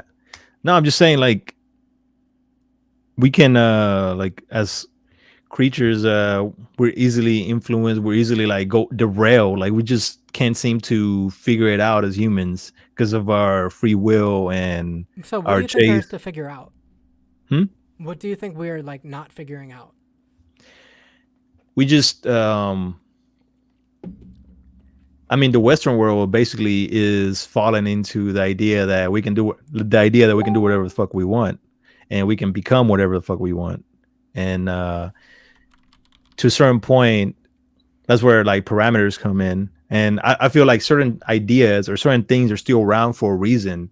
And as easily programmed creatures, I feel that like we need an operating system, and that's where I started like looking into like what if as humans we do need to accept or practice a religion, so and the belief in God, as in like because we will never know, and the fact that we believe that on the other end, on the other side, there is a God, just watching us, our every moves, and seeing what we do is just so much beneficial to us than saying that, oh, there's no one watching or there's So I do nothing going have the on. idea of something watching, right?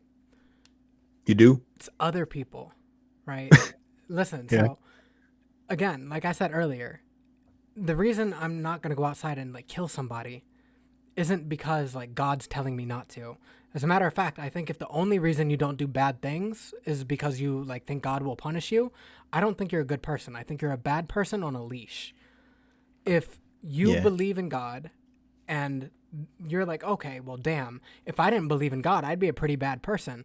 I think you're No, you just probably a gotta pretty believe bad that person. everything has an impact, and every deed, like the fact that afterlife, there, like, we don't know, we're speculating. There's like, you gotta like have faith at this point, or like start like getting into the, like, do you accept it or not, based on the fact that we don't have any evidence on what happens after we die.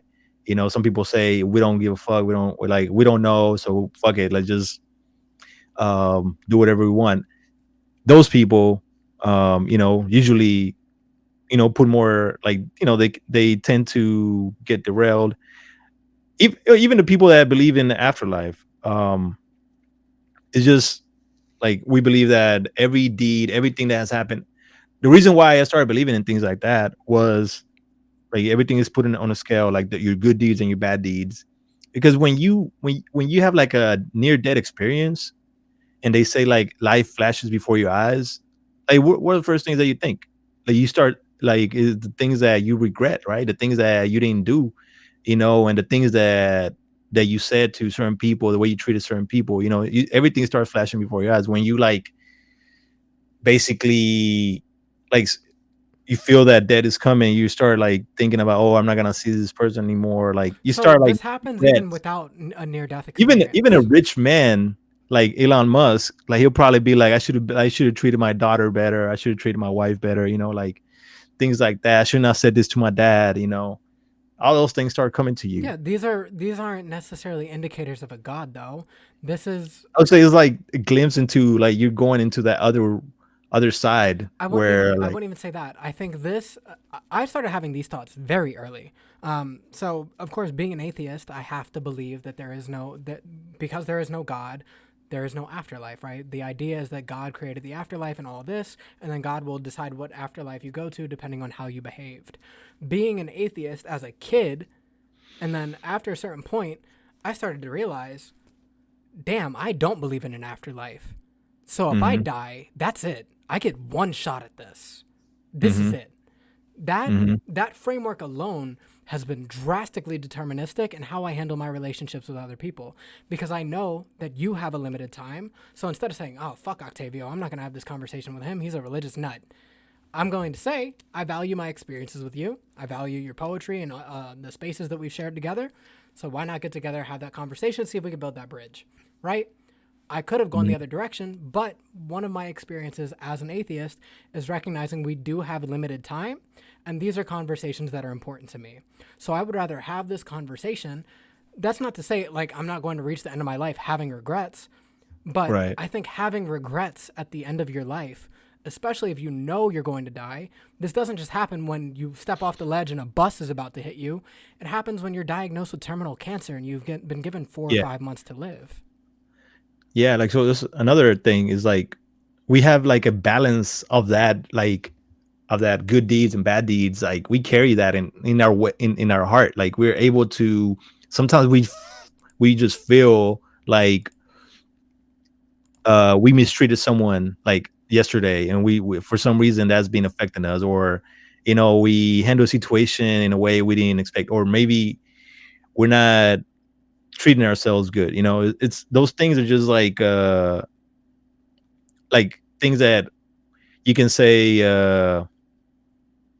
kind of like like a foreshadowing of maybe what's to come after life, I like wouldn't even after say that. I think it's the most human thing to do something and then to the realize it fact that was we know bad and good then from regret it. bad, the fact that Well, yeah, we I explained that earlier too. I know good from bad because I know I it's wouldn't like for because of somebody to walk up to evolution. me and punch me in the face. I know good from bad because I wouldn't like somebody to walk up on me and rob me for all my goods. I know good from bad because I know if my girlfriend is out like on the town at But you night can or whatever. rationalize those things. You can like say like, oh, there's a lot of people that do that. That kill. That you got people that get into gangs, people that get into Of course. cartels, But this is usually the with drug some other dealers. imperative that has changed their perception of good and evil. Yeah. So in Wait, do you think good and evil are absolutes? good and evil are absolutes. Like something that is good is always good and something that is bad is always bad. Do you believe that? No, So, yeah, of course. it's just like they're saying, for example, they make the argument that how would atheists make his you know moral standards, I guess, like how, like where Literally the treatment of other it's gonna be people. like a moving goalpost. No, it's not a moving goalpost. It's a very, very stationary goalpost. If the person that I'm about to do something to wants me to do this thing to them, that's probably good or okay. If something I'm about to do to somebody is something they do not want me to do that would harm them or hurt them, and I do it anyway, that's probably a bad thing to do, right? I don't think it's, as an atheist, I don't need to appeal to some higher power to say punching someone in the face is bad. I don't need to appeal to a higher power to say pulling a gun and shooting somebody is bad.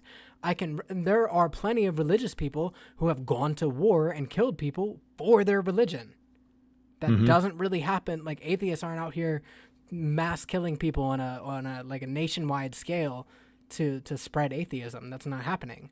It's happening. It's always been happening with religious groups, though.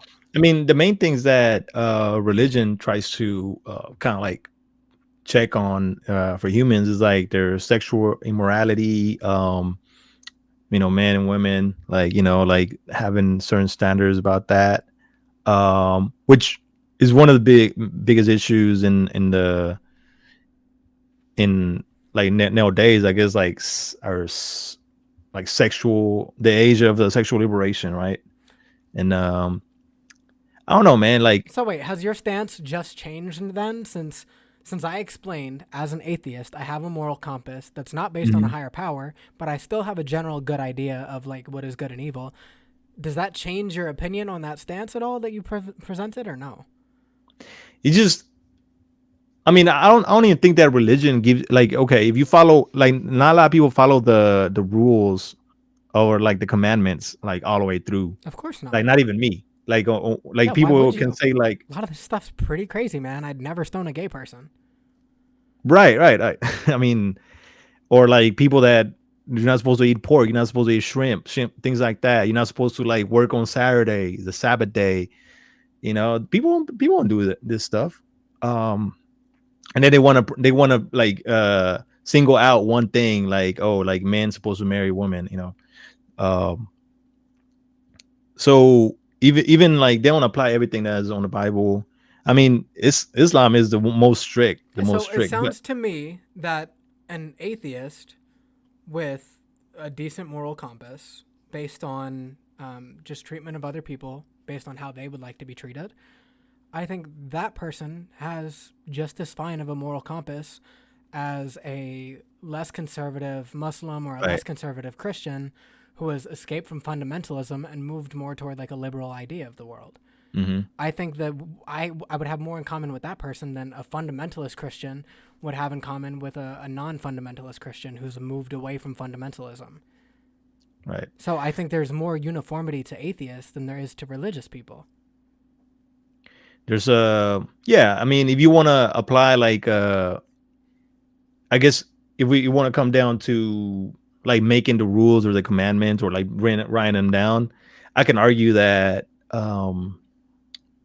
like the Islam is a bit like one of the best practices. I one of the reasons why I do like or I got into Islam is because most of the things that they practice solves a lot of the issues in the Western world.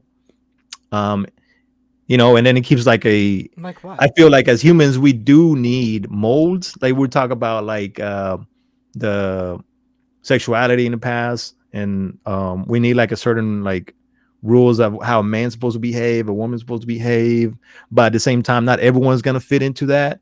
So I understand. Like, I don't think that there's anything wrong with like a gay person. Um, so but at the same time, we can't just like not have any structure. So I feel like religion, that's what it was trying to do. Like, it was trying to like give us a structure. Like, So even I think even if you don't have religion anymore, like I think most societies are starting to I think we're become. falling apart. Like, honestly, So if we're falling apart, I think if anything, it's because of religious extremism taking such a heavy stance in a against way. non-religious people. Yeah, well, they're not really religious, are they? They're not Absolutely. like, it's like 70% of Americans consider themselves Christians. Not all of them are really practicing Yeah, but Christianity. then you're no longer arguing for religion needs to give us structure. Then you're But if just we saying practice, like, we. there's countries in the Middle East where they're like Islamic countries, and they want to. People are like, oh, Sharia law, but like Sharia law actually keeps them in check. And then, I mean, you gotta say, like, why do we need that? Wait, so do you think the But Taliban is keeping Afghanistan in check by stopping women from getting educated? that's that's that's the government, right? That's Th- not the religion. So, I mean, Like, what I'm saying though is that the Taliban is like absolutely a religious group, right? mhm, Like they are now a governmental group, but they are absolutely a religious group too. like super extreme. Yeah. And do you think There's a it's a lot. I think the women there are in check, but I think our They definition of use in it, check here would be pretty screwed. right. There's a there's a balance to it, because I feel like a lot of it is also interpretation of the Quran, or Wait, so like, what some kind of of the structure Quran. do you think religion provides that we cannot It provides otherwise structure. provide? What kind of structure do you think it provides that a secular system cannot provide? I would say like more like respect towards women, like more it gives a woman the, like, I don't think it should be completely covered, but like nudity and like them like coming out and just like showing off, like just being strippers and all this shit are Oh like no, dude, we don't slut devaluing shame them. over here. Huh? I said we don't slut shame over here. That is I mean, not I used to exactly. go to strip clubs all the time. I ain't gonna lie. I don't think this is a marker for like the collapse of society. I don't think naked women, especially women No, like choosing, porn, yeah, I don't think any of this is an indicator of a societal collapse. Um, drinking, you know, gambling, like interest. Actually, one of the things that I would say that I about Islam is they don't believe in interest, which is one of the reasons why America is so fucked, or the Western world. And if we would have not if we would have followed the I mean, Islamic way even of even Christianity business. has like sects about or scripture about like forgiving debts, does it not? Like I'm pretty sure it does. Hmm. I mean, about giving back to charity, like everyone has to give back to charity 2.5%.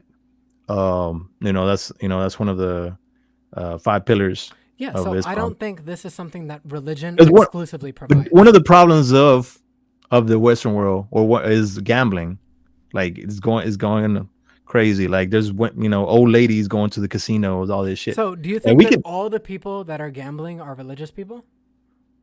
religious. I'm Yes. saying that No, no, I'm just like that's just a yes or no. Do you think most of the people that are they're gambling not. are religious? No, You think it's like 90% atheists that are like, can you ballpark a no, no. percentage? They're just like people that don't have a certain. They didn't really Okay, put like a. we'll widen the goalposts. Do you believe that most of the people gambling are people who believe in God? I would say I would yes. absolutely say yes. I So, don't. I don't think that really matters at that so point. hold on. So, do you think that most people who consume porn are religious or believe in God? A lot, a lot of people don't really understand. Like, a lot of people learn God through religion. It's just a yes or no, This- my guy. Do So, do I think that most people most people that consuming watch porn are porn, religious or believe in God. Either of those they things. forget that there's a God? So, they might. God, I don't even know if I can. I don't even know how to grapple with that. Because at that point, you're saying the solution to the ill of Western ethics is moving away from religion and moving away from like God. moving away. I think the solution is moving away. No. So that's like the problem, rather. I'm sorry if I misspoke, Oh, okay, okay, okay. but you're. It seems to be like you're saying that the problem is that Western humans have moved away from God in such a way that's caused We societal have collapse. breakaway from some of the basically like the argument of Islam after Christianity, after Jesus, Prophet Muhammad coming, was to basically perfect a religion. Like, if we're gonna get a religion, this is it. That's basically what it is. Like, if we're going to have one, this is it. And it covered a lot of things. It covered like gambling. It covered like So adultery. here's where the solution comes in. You think the solution is more of the like religious stuff that people are abandoning? In a way, yeah. I mean, you gotta look at it like marriage, under like the fact that a woman's supposed to be respected and not like just looked at because of her So body. And do you then think women complain about that shit. Don't women complain about that shit? Like, oh, they just want me for my body. Well, you showing your body, so it's like man's nature, woman's nature. I understand. So the religion understands the nature of men and women, and how gamble. We like to risk. We like to take risk. That's why it's like so no gambling. do you think marriages were healthier or relationships period were healthier 50, 60 years ago or today?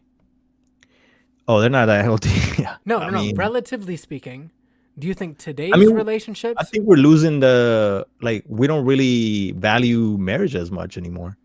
So the primary I- reason I would And argue, honestly, I used to not want to get married. huh? Now, I used to not want to get married. Like, I didn't value it that Hmm. much. I'm like, I see, I see why it's important, because it's more important to a woman. A woman needs like certainty, and she needs commitment. A man can live without commitment. But yeah. Wait, what happens to a woman who lives without commitment relative to a man who lives without Well, if commitment? you're in a relationship with someone for like 5 years, eventually that she's going to like get tired, and like if you don't marry her, she's gonna like you're gonna start having issues because she wants to the confirmation that you're gonna be with her forever. So I can already kind of disavow this. I've been in my relationship for 8 years now, where I've Hmm. never been someone who like particularly values the institution of marriage as anything beyond like legal binding thing. I Hmm. don't think that signing some paperwork increases the strength of your relationship. I think the idea that you're talking about of marriage is just more people committing to each other in a wholesome, genuine way. Hmm. But if you were to compare marriages today to marriages before, I think most of the women who were involved in marriages before were in that position because they couldn't even get bank accounts on their own. They couldn't open credit lines on Hmm. their own. They couldn't own land by themselves. They were Right. almost dependent on having men because the systems that we put in place were based on men ruling everything. And this came from like puritanical systems where women weren't allowed to hold positions of power. Women weren't allowed to work. Women weren't allowed to make choices for themselves. Do you really Right. think that a society is healthier when women are restricted on their choices for the greater good if those choices No, are just I removed don't. from them? No, I don't. So why push for a system that would return us to that kind of archaicness? I'm not pushing for make America great again. I'm pushing for like Sounds like make marriage great again, my guy. making like valuing tradition in a way, because I used to not like I used to scuff at tradition, like just like anything that had to do with tradition, or like even marriage. Like, I used to like say like, oh, like it's just like, what's the point of having a big wedding and all this? um but I read some like a Confucius, how he's all about like rituals and tradition, how they have its meaning.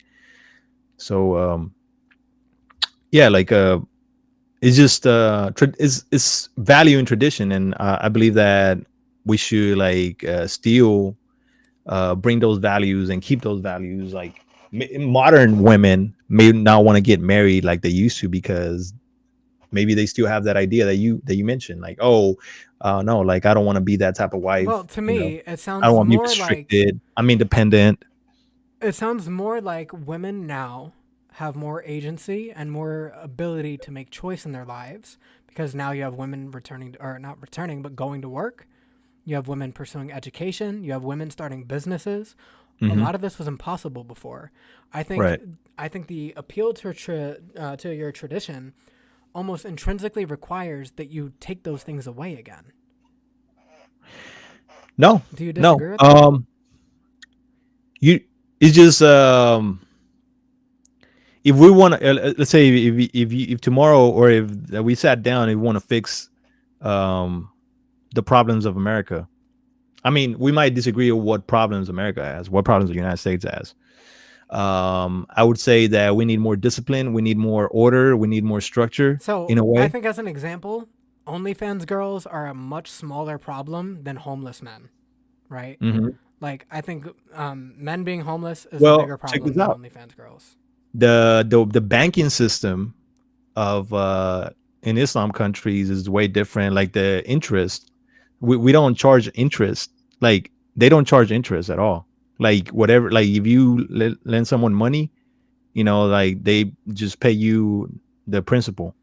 Yeah, but do And you I know what think that would happens if you're not fix paid back with America. interest? Huh? Do you know what happens if you're not paid back with interest? What, the inflation You thing? yeah, you lose Yeah, money because of oh, inflation. that's all fucking made up by the rich people. It's The Inflation economy is a thing that bullshit. happens. It's not a fake thing. It happens. You What, the dollar loses value? Yes, Who the fuck cares? as more dollars are like put into circulation. What That's do you mean? a Who that's a whole cares? like greed. That's greed. That's a problem. It fixes greed. Wait. Oh my god. Like interest. Like we gotta getting rid of interest is like would be ideal for fixing America. So inflation can happen like pretty Like student naturally. debt. Student debt would gotten, like a lot of people would have gotten rid of their student debt a long time ago. Credit card debt would have gotten, people got mortgages. All that would have we wouldn't have the the Well, yeah, the debt that that's we an have argument today. for reducing interest rates, but to have them not exist at all, that's like a completely different argument. I think we are pretty far away from like the center here. Um, Right. Right. but I mean, I'm not going to argue about Well, yeah, we're talking economics. about religion now. I would say that as humans, we like I used to believe, oh, like we don't need religion, but now I'm like, if we had a religion, I looked at all of them and which one helps society in a way. Like if you can look at Buddhism and Hinduism, well, Buddhism and like I understand better. They kind of make you a monk and live like in the middle. Like if you want to live in the middle of nowhere, yeah, you can become a Buddhist. But if you want to be part of society, Islam is like the best religion for that. You know what I mean? Because it fixes like those problems of like adultery, being in a society where you deal with women, you deal with people, you deal with business, So, things like that. do you think something like adultery should be like criminally liable? No, I Then mean, then how do you well, there's the implement? government, and then there's like religious practices, right? Like whatever the problem is, like what laws is the government going to pass? Is it like based on the religious practices, or like, for example, like here, like we're in a Christian country, but like the laws are not really followed Well, hold on. We're in a secular country, a country regular that was country, founded on freedom of religion. right? And the laws are kind of like going that way, right? In a way, like. There's a pushback against it, and I would not Mhm. exactly politically agree with the people who are pushing for more religious Right, policy. right. But I feel that Islam is like, if you want to like put like society, advancing society, and then like a religion that will go along with it, I think Islam is it. Um, I think it would be the abandoning of like religious tradition to begin yeah, with, yeah, you can say that. You can say I used to think like that, in favor of a but then we moral got to come up with a system. new religion. So no, you wouldn't be replacing religion. Atheism isn't a religion any more than bald is a haircut or a hair color. I mean, in a way, you have to set some standards or set some rules, So right? yes, and your rules and standards can literally be based on autonomy. It can be based on consent. But autonomy, I guess, yeah. Yeah, Well, I was gonna say about this autonomy. would be the primary thing. If you go to any religion to find like, okay, well, why shouldn't you be an adulterer? Why shouldn't you cheat on your partner? Well, probably because it's going to destroy your relationship, destroy your marriage, and ruin the lives of your children, right? Like, Like the nuclear family argument. yeah, that would be like the primary issue. The solution to like adultery isn't to say, well, we need religion to handle this. No, because it's not like that would mean that religious people never cheat. Or religious people have a propensity for cheating less, which I don't think is even true. No, there's some like blind spots that religion doesn't cover. Like I feel that the fact that you're not able to date or like actually meet your wife or like your future wife or get to know her like leads to problems because then you have to do that after marriage, and then most of the time like you don't happen to like or you happen to not be in love with her, and it doesn't, it doesn't lead to a happy marriage. So there's some issues as in um like it doesn't cover, like it doesn't let you discover or understand sexuality. You know what I So, mean? why would we appeal to a system of religion that has blind spots? And religion are pretty set in stone. Like you're going to be relying Mhm. on ancient texts for most of your Well, guidelines in that that's the point. problem. Like, we want something that is been around for a while, because if we make something new now, like, where are we going to borrow from? Well, How are we that's the thing. gonna decide that? That's why we have laws, right? We don't subscribe to Christian laws. We subscribe Mhm. to a nation's laws. And laws change because slavery used to be, legal. Yeah. And do you think that religion is the reason slavery was abolished? No, I no, would argue no. that But religion laws, is we part of can't the really. reason I slavery mean, there's existed. yeah, in the book, like in the Bible, they talk about slaves, and also in the Quran, like that was part of. And I have a theory about that. That slavery is not about race; it's really about like prisoners of war, like empires taking over other Well, empires, of and then course, these. but when it becomes really easy to dehumanize an entire race of people, of course you're going to Mhm. lean toward using Which, that race as the I mean, justification. it talks about how to treat a slave, which is like, I mean, the fact that they had slaves is a different story, but. Yeah, so to me, this proves that a system that exists independently of religion, based on moral good that people can experience with each other, people Mhm. doing good things for each other and not doing bad things to each other, a system based on that center principle alone sounds way better than appealing to a 2,000-year-old textbook from any society, Mhm. Yeah, no, it's especially something on a wide that, scale like that. I mean, whatever we're doing now is not working. That's what I'm Yeah, saying. what we're doing now is a very large combination of religious people stepping away from the religious or the religion that they never really followed to begin with. You have greedy people in wealthy positions of power that have always Mhm. more or less existed. Otherwise, we wouldn't Yeah. have scripture in the Bible talking about how it's or it's easier for a camel to pass Yeah. through the eye of a needle than it is for a rich man to enter heaven. Like we wouldn't have these things if the idea, okay, well, greed is bad. Greed is very bad. We need to get rid of this. What I'm saying is that religion is a response to evil and harm in the world in an attempt to rein it in, but Mhm. also very, very exposed to corruption and power, like power creep, as more and more corrupt people get into positions of power in those religious institutions. Yeah. The King That's where. James version of the Bible is like the most popular. And King James isn't exactly the most saintly person, but we still use that version of the Bible as like the primary. We still use like versions of the Quran that have been translated as like, I mean, I guess in Arab like countries that aren't English speaking Mhm. primarily, they refer directly to the Quran instead of translations. But even thinking about it from that perspective, it sounds to me like you would have a bunch of people who realized, oh my God, people are killing, people are raping, people are stealing. We need to stop that, yo. Here's a book, a rule. This isn't this literally like the story of the Ten Commandments? Mhm. Guy goes up on a mountain, gets word from God, comes back down from the mountain. Here are 10 things that Mhm. we should do that make it easier to Yeah. work together in Yeah, it society. makes you realize that there's nothing new under the sun, that we have the same issues. Like, one of the reasons why, I mean, if you go through the Bible, you see that Sodom and Gomorrah story of like sexual immorality and uh homosexuality, like we act like that's a problem now. It's been going on. And then what did Moses do? What did, like, they tell you like that will lead to a certain path? Who knows? That's what people are afraid of. Like, if you were warned about it like a long time ago, about certain things, like they say that empires don't last forever, right? Like, are we gonna become another empire that destroys itself And is it because we were like going away from God, saying we want to replace God, when you can't? How can you replace like the reality? You can't just say like reality doesn't exist. Well, you can't use God as like you can't implement God as reality because again, you can very easily deny the interaction of God in a lot of cases. You can Well, I say like, imagine well, reality, and then I imagine like a curtain behind it, or like something behind it that is always like a TV. Like you got the screen, and then you got like whatever push makes the screen go.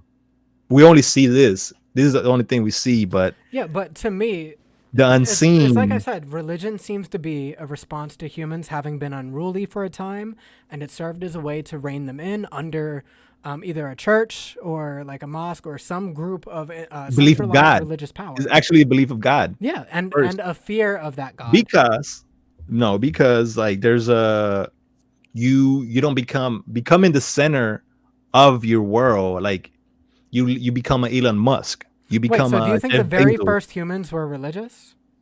Do what? Do you think the very first like humans capable of like communicating language, do you think they believed in God and like a moral law the way we do now?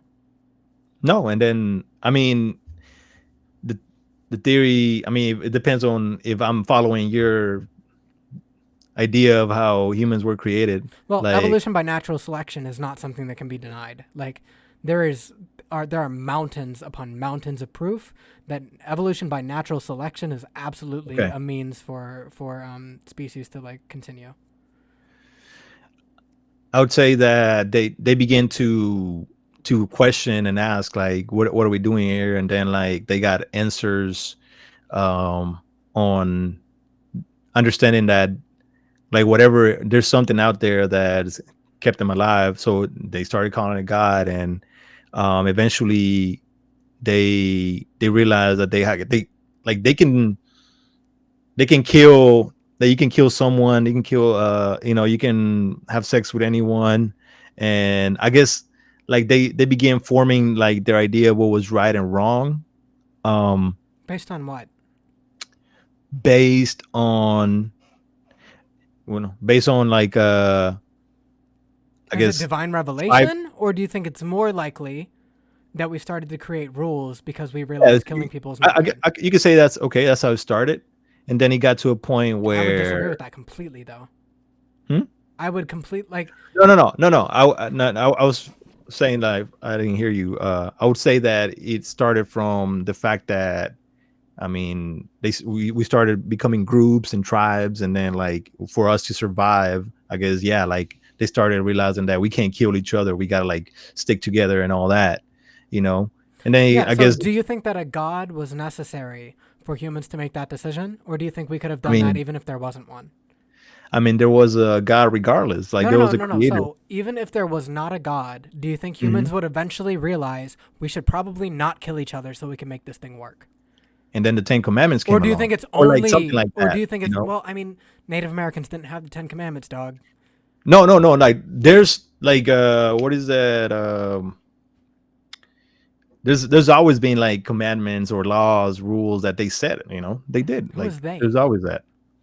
I mean, you can say that they came from nowhere, or like. No, you can say that it's from primitive humans who Mhm. realized that beating the hell out of each other, killing each other, raping each other, stealing from each other caused a lot of problems with society and stopped us from Right, being able to work together. What is the greatest strength that humans have over every other creature on the planet? like teamwork. Yeah. What is the greatest thing that puts teamwork at risk? People Um, killing each other, dog. yeah, people killing each other. They So rather you don't think it you don't kill the other think that tribe. it's a natural progression to realize, huh, maybe if Octavio and I work together instead of killing each other, society will Mhm. work better. You don't think that's a logical progression? Yeah, that is until the group, or like there's like the fact that it's not a it's not just like black and white. It comes It's a a start point though. where hmm? It's a start. Yeah, it's a start. It's a start. I just eventually, as the tribes get bigger, and then like there's gonna become some like why should I follow you, or what? Like they got to start setting some rules and standards. They may not come from, they may not come from God. They figure it out on their own, because they're not, they know that someone got them there, or they got to where they are Well, it's somehow. If okay, they wouldn't do it because they're subscribing if to a can I ask religion. you a question? Go ahead. If the first, how come the first people that came about, how come they didn't like decide to give us like a roadmap on like, oh yeah, we did come from chimpanzees, oh, like, how come they didn't do that? It wouldn't Instead be. we have like this, like, Adam and Eve, and then we have like the Anunnakis and all this, but we don't have like anything on walls about like, oh yeah, look, this is how we came. The primary reason we know about evolution is because of fossils. Right. Primitive humans wouldn't have had. This is part of the reason, like people think that dragons became popular in myth was because ancient or primitive humans would have dug up dinosaur bones and then gotten confused as shit because it's like, what the hell is this? And every continent has had some kind of dinosaur on it. So why wouldn't there be the idea of, oh well, it makes sense to me that there were giant like things that had these Hmm. skeletons. It seems to logically follow that they would imagine all kinds of things for them, like, oh well, this gigantic skeleton, this thing probably had wings or like flew. Like there's all kinds of reasons where we would believe something or have an idea about something, but not necessarily understand the truth of the matter. Primitive humans wouldn't have had the wherewithal to see, so our skulls look like these skulls, which look a little different than these skulls, which look way different than these. They wouldn't have had the wherewithal to connect the dots. The things that But makes wouldn't us they have special. like wouldn't they like write on walls or like do stuff on it, like It put would be stuff on the walls? really, really difficult to say my great, great, great, great, great grandparents were different than I am. It would be really, really difficult to do that as a primitive human. I mean, but there's got to be somewhere. Like there's got to be like an image like somewhere that someone drew, or like, No, hey, this is my ancestors. the picture would come later. We want. How long did it take us to figure out what stars are composed of? I mean, yeah, but I'm saying like we have this tendency to record stuff, or to like, just put things on walls, like, and I guess like it didn't happen until like recently, but it was just a question that came like how come like the first people that were about, like like what were they, like how come there's nothing that they left for us to like, hey, like this is like we're gonna put this on this wall, because like they're What do not you think thinking, they oh would have put yeah. on the wall? What do you think that? What do you think early humans observing the potentiality of evolution? What do you think they would write or draw to record that? I mean, Even they might look conceptually, differently. How come like they draw themselves the way they are at that moment? You know what I mean? because Like, that's what they understand and what they see. exactly. There's no image of someone drawing themselves as a almost a No, human but do you still a know what made monkey. humans very, very special? The ability to draw a tiger or like a giant lion on a wall and realize, hey, this thing is probably something that can kill you. Or, hey, this is a picture of a Hmm. mammoth and a bunch of humans surrounding it on a cave wall. This is an image showing how they would have hunted. It would be a picture of the past that you're talking about, but I don't think any primitive human ever, I don't think even the ancient Greeks had the wherewithal to realize, okay, so it looks like everything that exists comes from something very, very similar to it that is only reproduced to create us. I don't think any human would have had that wherewithal until we got to the point of Darwin normalizing the theory of, hey, if you put something very similar in Right. a No, no, different I'm not saying that environment, they it they changes were very aware of different. evolution, but they're like, it's like taking a picture in time. Like when they draw something on the wall, like would it, if they draw their friend, and they had in that at that stage they were still like half chimpanzee, have So like that's just have a human. fundamental misunderstanding of how evolution works. It's not like I said. It's not like you look back and it's like, oh damn, grandma was like one hell of a monkey. That's not what it is, right? It wouldn't Right. have been like, okay, well now there's just a bunch of like grandma monkeys rolling around. No, it's a slow, gradual thing that takes Hmm. generations upon generations. You Yeah. now When did the reason came, or when did the, you know The reason Wait, probably came over time as our brains got stronger and more developed. As right. each human, like my brain is so big, and then I have a kid of some sort. And the kid that pops out, that kid will have some traits from me, and then Yeah. my kid has a That's why kid. it's hard for me to believe because I feel that No, if just hold on, like wait. Just stay on this train with me, right? So hmm my kid has a kid, and then my kid's kid has a kid, and then my kid's kid's kid has a kid. hmm If you breed my kids with enough like white people, the odds are in favor that my generation or my descendants will be like white people because they look and pass as white people. Although their great great great grandfather was me, a black man, a biracial black man at that. It doesn't follow to say like, well, they probably would have been able to figure out or at least see that other people around them didn't quite look like them. It wouldn't be like that. It would be generations of change and development that happens slowly over time as the kids are like raised.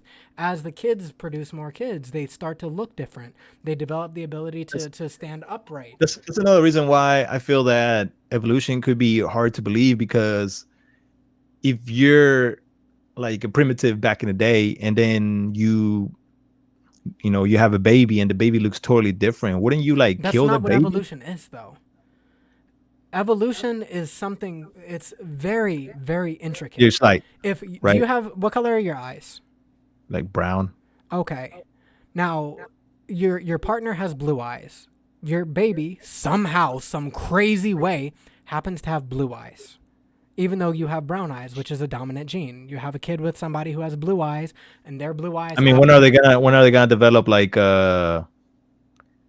X-ray vision? They wouldn't. They would develop the ability to stand upright if Like they're when are they gonna develop something completely different than the color? That's what I'm saying. what things are completely different that like evolution Like we're says. different than chimps. How different are we?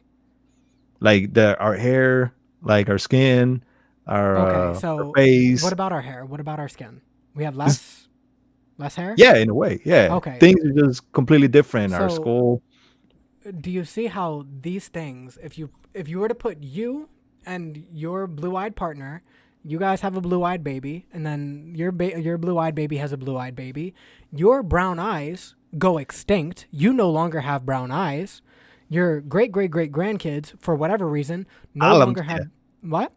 All I'm saying is, if I had a baby back then, if I was like, maybe it'll be a slight change. But what if there's like suddenly like a baby is born that's totally different? Like you're hairy, and then like the baby doesn't Yeah, have any hair. You gotta kill mutations. that baby, right? No, not necessarily. You're Mutations. gonna be like, what the So fuck is wait, wrong with wait, this wait. So baby? this is literally a thing that happened. The ancient Greeks, they would take babies that had deformities and they would go sit them out on hills to die because they didn't think they were fit for life. Humans did do this.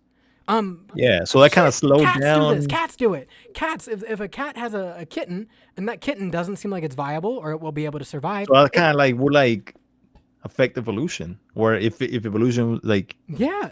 If true. so, if your cat kills all of its kittens that have, say, like, and notices that its kitten has a paw defect where its paws are not capable of like developing claws, so the kitty cat doesn't have any claws. That cat's not going to be able to hunt, so he's probably going to die. It's not going to pass on the gene that says, "Hey, don't grow claws." So any cat that would not have claws would just die because it wouldn't be able to hunt or kill for, food for itself. I mean, it'd be a deformity, or what if it's something like helpful? And what You know, happens if a deformity starts to exist in the entire population of something? It is it becomes what new vulnerable. species? Yeah, it becomes vulnerable to prey, and then it gets killed off. And then what happens when a species that has or a group, a subgroup that has large deformities dies off? Whichever group survived is going to become the one that continues passing on kids. Yeah, so we evolved to have consciousness. Is that what you're saying? Like, because back then we didn't have consciousness, right? Consciousness itself would be something that evolved over time. Because you would have primitive instincts. Like there's a reason we say like we have like a lizard brain, right? Part of our brain is a very primitive part of the brain that responds well to super like stimuli that are super simple stimuli like sugary foods. If you watch pornography, your lizard brain, your primitive brain, is the part of your brain that's reacting the most to that stuff because it's like, oh my god, this dopamine shit's really fucking good. Dopamine serves as a motivator. And if you don't have dopamine, you eventually get depressed and probably just die because there's no reason to continue chasing after things. ADHD, part of it is having a dopamine deficiency, where if you don't have that dopamine, you might go into a depression. You might not be able to get out of bed. You might not be able to make plans for your day because nothing feels rewarding. So eventually, if you have ADHD, your kids have ADHD, everybody around you has ADHD, your society could get, if it's something that's genetically passed, you could get to the point where you have an entire society that all has ADHD, that all has dopamine deficiencies, that will eventually succumb to depression and all die off. That could be a thing that happens.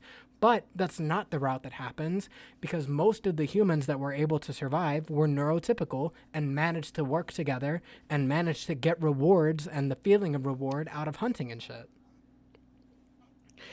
And the other crazy thing is that we're the only creature with like a I mean, I wouldn't say that We can't even confirm that. We can't even yeah, we can't confirm that. confirm that. There is an Of course. idea that some forms of fungi have consciousness. We don't know if Yeah. dolphins have consciousness or not. How do we even define consciousness? It's usually Right. an awareness of our own existence. We don't know what creatures don't have that. We don't think animals have it for the most part, but the only reason we think that is because we can't perceive the thoughts that they think. Yeah. And like, how come we didn't develop like a way of, I don't know, communicating with other animals? We did. We've literally domesticated cats. We domesticated dogs. We have domesticated birds. And we're still like, what the hell are you saying? We generally know what they're saying.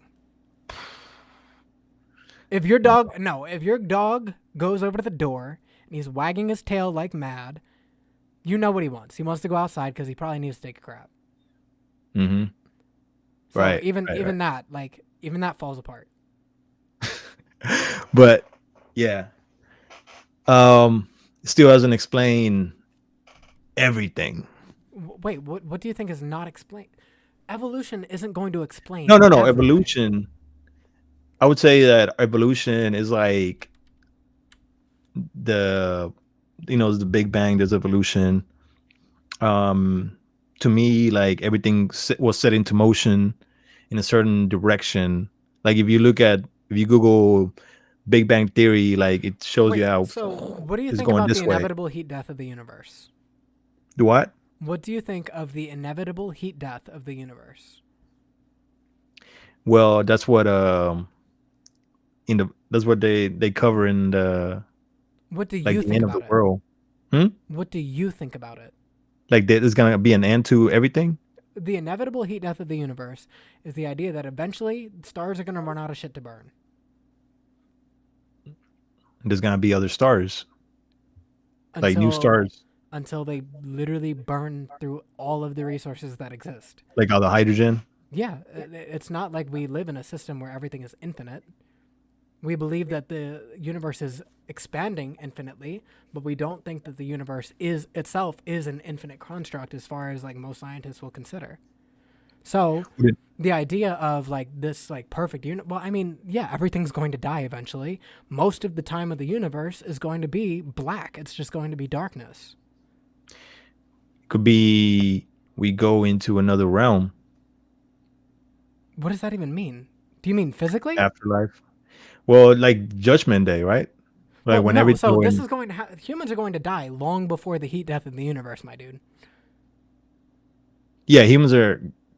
The Earth is gonna explode, right? Or like the Earth is going to open up and just No. So explode. the simplest thing is that stars die.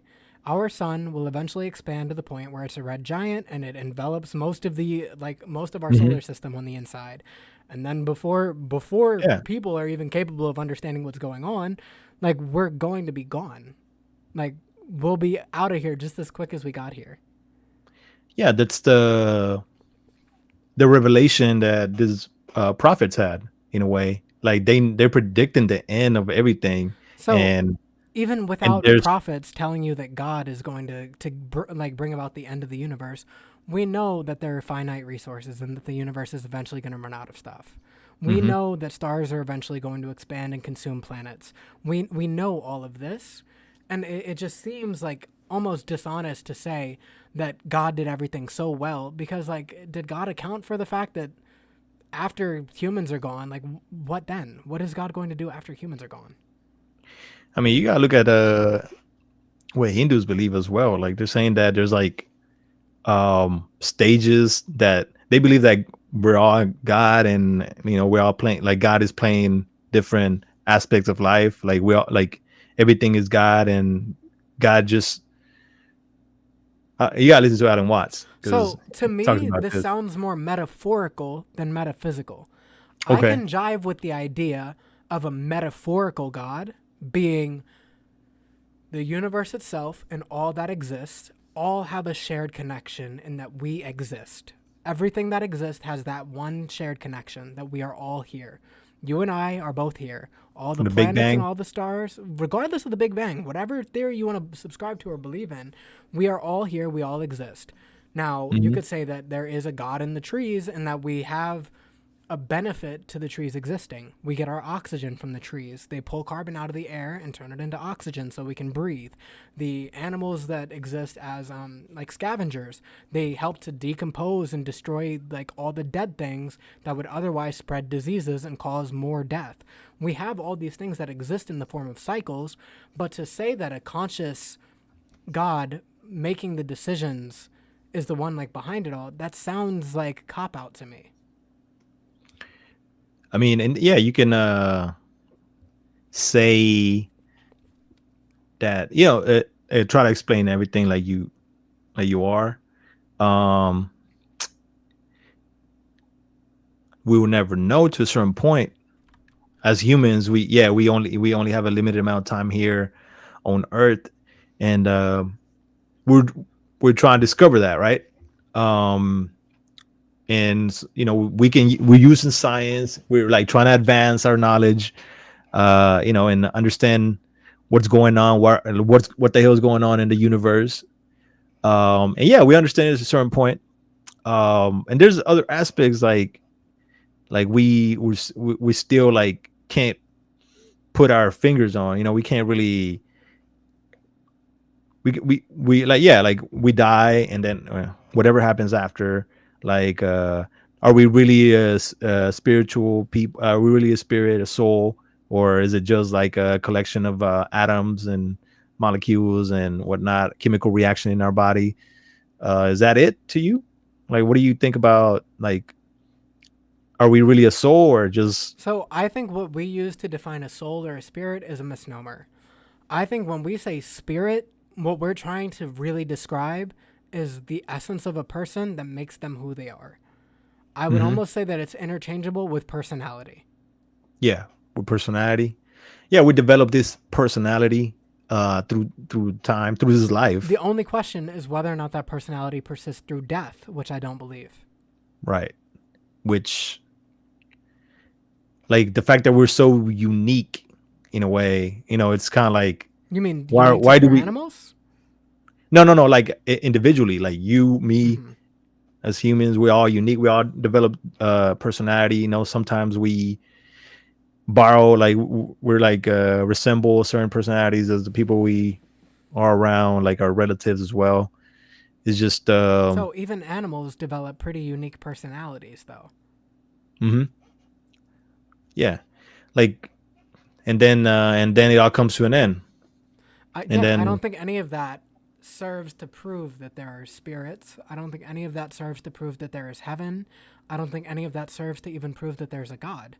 I think all that proves is that there was some biological imperative for different personalities to coexist and for different personalities to have different functions throughout both society and the animal kingdom.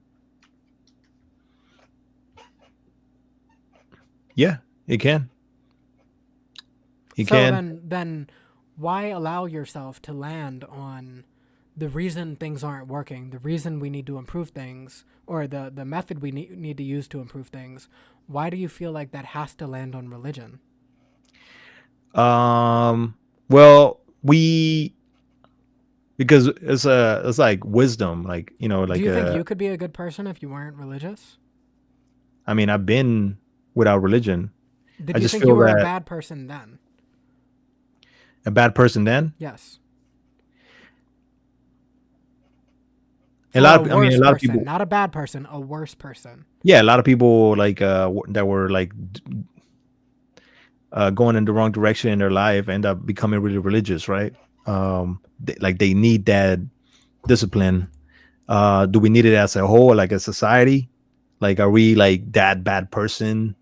Are we doing that bad that No, we so need? the reason I ask that is because if you believe you were a worse person before you became religious, then why would there be people who are bad people religious, and then after they lose their religion and become secular, they become better people, more charitable, more willing to give or acts of service, more willing to give charity, more willing to support others?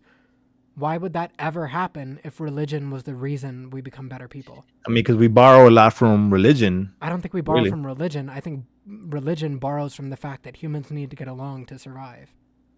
Yeah, I mean, I guess what came first, right? I mean, Yeah, I would say that animals that don't have religion, that tend to operate in groups, social animals, that don't fight within each other too often, or even if they do fight within each other, like lions fight within each mhm, other all the time. But a lion pride, unless a male is actually going to challenge for dominance, they're usually still mostly working together to achieve a common end. They don't have right, religion, right. I mean, we just need instructions for everything. but if so, if there are Like animals that's we need that to learn. We're like creatures that learn. We like our health. We need to learn how to take care of ourselves. We need to take how to take care of our how to speak, how to write, how to do math. All these things we need to learn.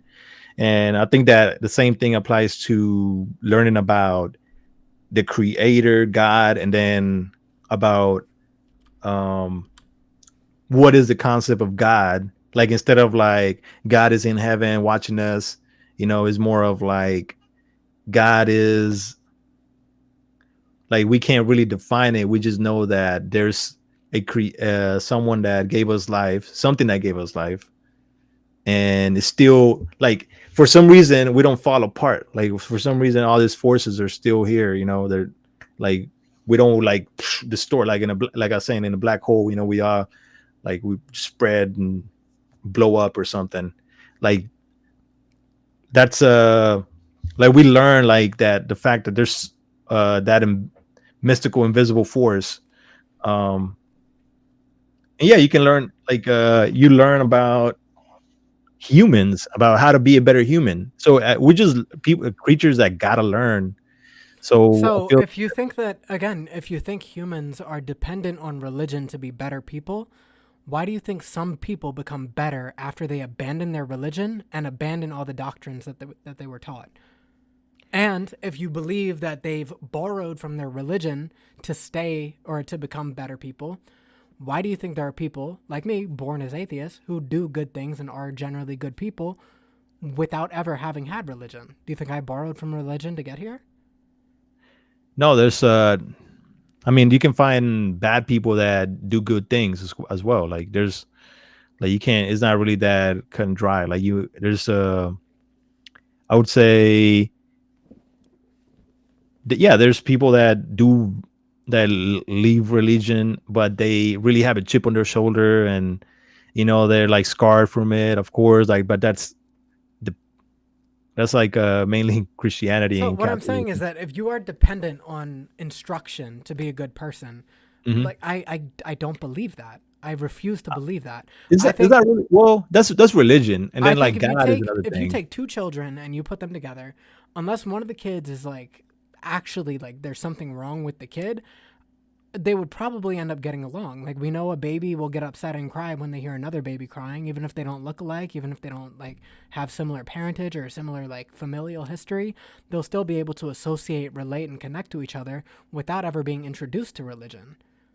Animals can feel empathy and grief and sadness, all without religion. Why do we need religion as an imperative to move forward when there are so many instances in the animal kingdom and within human societies where religion has been more of a detriment than a positive? I mean, that's what as people we just need a certain like if you wherever whatever you do in life, like we always like got to learn the rules of the game, or that's basically what we're trying to learn, like the rules of the game, the human condition. and I wouldn't say you need religion, but you do need God because everything doesn't come from you. Every like we tend to when we take God out of the equation, we like become like the beginning of our intelligence, the beginning of our, So, you do know, you think the reason other social animals can be social and not collapse is because they have God? they don't have to worry about that. They don't have to. They're not over here like, oh, God exists or that doesn't exist. They're just they don't. They're not asking that. We are. This is what I mean. If we stop asking the question, does God exist? I think we would still mostly be We fine. start forgetting. We start thinking that we're just it. Like we're here, and we start worshiping our intellect. We start worship. You know, we start like believing that we start having more egotistical people. This sounds to That's it. me as though you backslide you yourself Mhm. backslide into bad traits when you step away from your God. But Oh, me, I yeah. yeah, like you specifically. No, no. That's I feel like is humans in general. I don't agree with that because there are again plenty of good atheists who go to the grave as atheist. They die atheist, they die agnostic. A new follower, let's get it. I don't Thanks, I don't Shank. think they're like you say like they're good people. I mean, I'm not saying they're bad people. I think that they want to like you can believe that like for like you believe that it's like Snoop Dogg when he won the award. He's like, and lastly, I want to thank me. You know, like everything comes from you. You thank yourself. Like Yeah. everything came from you. You start believing your own shit, sniffing your own shit. You know what I mean? Is it's So I don't think being proud of your accomplishments is the same as having the But arrogance we to we forget believe. that we got them, and we can lose them. Like there's people that are blind. There's people that don't have limbs and all this, and Do you we think have the this is dependent capabilities. on a god though? Do you think we need a No, god to know not to kill anybody? it's not about killing anybody. It's I mean, that's about where the it starts fact though. it's about the fact that we still have a voice. Like it's reminding that everything that we have is basically being grateful. Like knowing that it doesn't just come from you. Like I have a beautiful voice. Like God, thank you for giving me a beautiful voice. It's like changes. Like you don't So, become the center of it. what if the reason you have a beautiful voice is not because you prayed for it, but because you got singing No, lessons you're from not an supposed to pray atheist? for it. No, no, no. So, what I'm saying is that how do you determine what was given to you by God? Everything was given to you. So, I don't know, dude. I don't know. That sounds like a big ass cop Everything. out. No. Like I have eyesight. Like I like because of our eyesight, like I can do so many Well, things. Like shit, we take that dog. for granted. I also have eyesight. I require Yeah, glasses though. you. Did I draw the short end But of the stick? are you gonna say that that's because of you, or I mean, are you Fuck, I gonna would like hope not. God took away my vision because I was a bad baby or something? are you happy that you still have some vision? Of course. I mean, there's people that don't have any vision. You know what I mean? Yeah, and I'm So also glad that I have all four of my limbs. I'm glad that I can exactly. still breathe well. That's And what wait. religion or that's what So, worshiping God is. no. So, Because being grateful for what you do and don't have, you can be grateful without having a God. You can be incredibly grateful and never need to lean into like, okay, well, God is the reason I have this. God is the reason I have that. I Because know I would myself as a argue the human. reverse. I would argue the reverse. Mhm. Why do I deserve all these things? Why do I deserve any eyesight? Why do I deserve any sense of smell, taste, any sense of touch when there are literally people begging, pleading, praying to get their cancer diagnosis like to work out for them? Why do I deserve this as an atheist when there are literally, again, people in domestic abuse or domestic violence type deals where they are praying to get out of them, but Because they forget about God, I'm the bro. one. I've already forgotten about God, and yet You're not I'm in a happy domestic. with my life. You're not in a domestic. You know, abuse relationship. I hope not.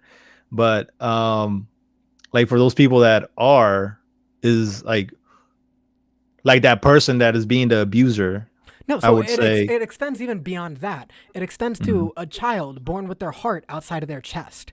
Why do Hmm. I deserve my heart to be inside my chest? Why do I deserve to be the person with a functioning, able body when a family who prays every single day, who goes to church every Sunday, who lives and breathes for their God, they're born with a child has like deformities or Even something those that kills them people, like early? if there's like true believers, they still are like should be grateful that the fact that they did have a child and all this What, instead of bro?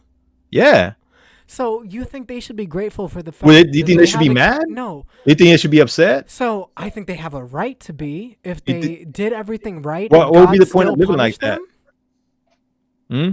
If you do everything right per like your religious beliefs, and then you are still like you're If you're like just following everything right, just doing crossing your T's and dotting your I's, you're missing the point too, like of faith. wait. So Of then again, how do I have any fortune, any favor, any luck, any joy, any happiness, any gratefulness? How am I allowed to have any of this as a non-religious person? And then there are religious people who are fucked. are there? Yes. They're religious, but like I Do you think mean, the reason that some people are in dire straits, even though they're religious, is because they're not religious enough? no. I mean, so you're saying that you don't want all these things, right? You don't want No, all these things that you're I'm not having. saying I don't want these things. So you're saying that it doesn't matter if I'm saying that if I've done all this and mhm. I don't believe in God, why are people getting punished when they do believe in God way more than I do? I mean that's people are being punished. Are they being punished? Like what do you mean? Like A religious they person have who is born they with a have a kid, baby that yeah, their kid is born with their heart outside their chest, or a kid is born and he doesn't have a brain, like he's literally got no brain. Yeah, dude, a religious person is gonna. Most people will probably be upset that that happened. They'll mourn right. and they'll grieve. Eventually, they might be happy that they had the opportunity to hold their child, even. But to even experience that to begin with is such a harsh wrong. Is it just That's part of God's I plan for mean them to it experience makes you that? put things into perspective how lucky you are. I mean, you Yes. can say And then all of this, if I do believe in God, when I get to the pearly gates, I'm not going to be like, damn, hell yeah, thanks, man. I'm going to be pissed. I'm going to be like, bro, I did everything wrong. I'm not in a monogamous relationship. I'm bisexual. I don't deal with I'm not the type of person to be out here like scamming people and robbing people, but I'm not exactly like the perfect picture of a Christian either. Like there are flaws in every person, but with me being all these things that you would typically consider like problematic, I don't mhm. understand how you can justify that. Okay, well, A, B, C, D, E, F, G. This all makes sense as coming from God when there are so many holes there. Everything like life itself is like how it unfolds. I mean, it follows like it's like a butterfly effect, right? Like you can say, "Oh, why did I like get a baby with no brain?" I'm like, there's so many factors besides like God punished you. It's not like you want to go Yeah, directly but to what I'm that. saying is that they're going to perceive it that way. Like if you're truly religious, you go to Hmm. church every single weekend, you pray every night before or every day before bed, after you wake up, you pray twice a day. You're handling all your charity, like you're a good person as much as you can be, and then you're still cursed to not have a child. You can't reproduce. You're infertile, or your wife, she's barren. She gets a disease or something that stops her from being able to have kids. And then maybe that's like all you wanted out of life. Are they just supposed Hmm. to learn and accept that they were never supposed to have children because it wasn't in God's plan?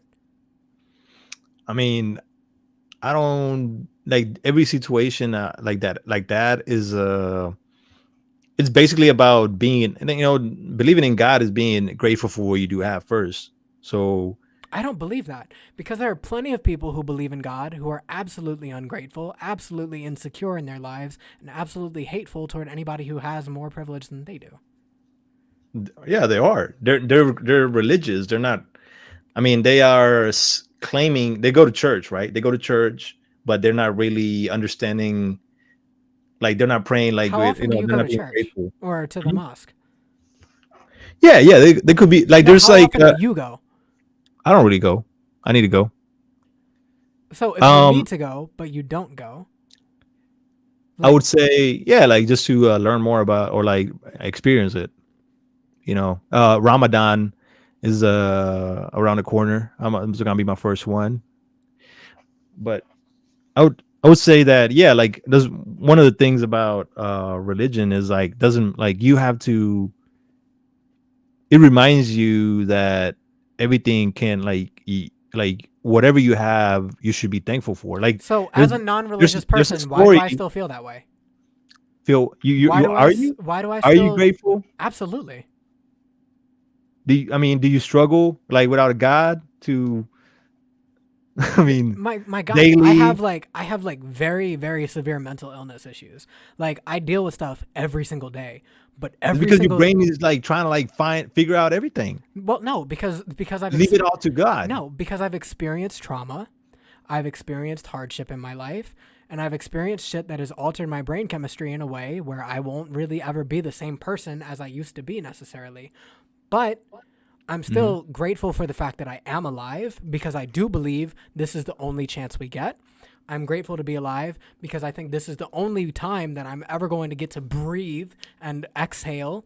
This is the Hmm. only time I'm ever going to get to write poetry. It's the only time I'm Hmm. ever going to get to eventually write music. It's the only time I can have this You do that every conversation. day. What do what every day?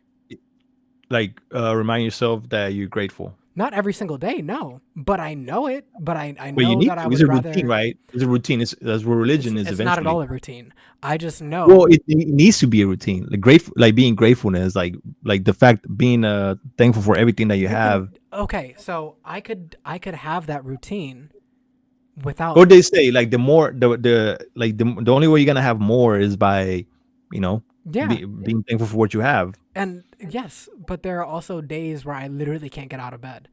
But even on those I have those days, days. Yeah, even on those days, I'm like, damn, this really sucks, but I'm fucking glad to still be alive at least. yeah. Damn, this really sucks. And shit, there are sometimes I do want to take the exit door.